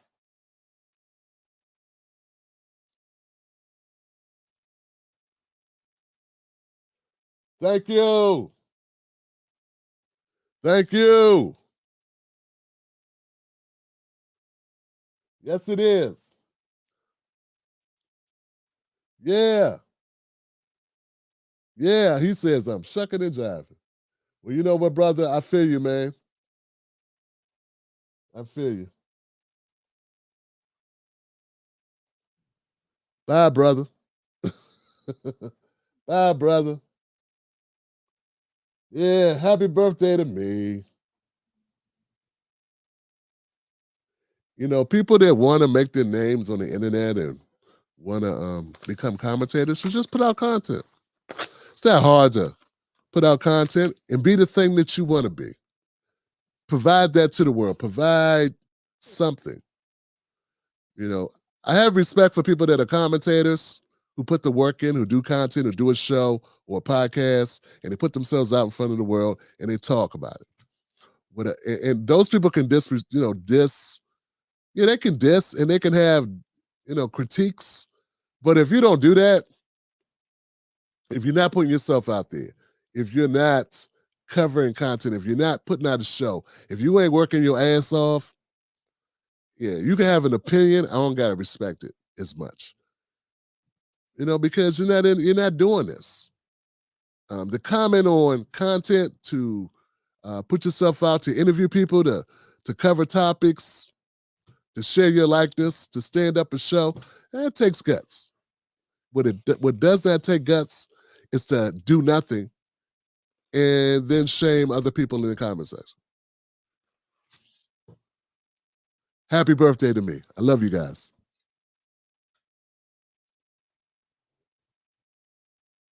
Oh, my babies in the beginning of this video. All of them.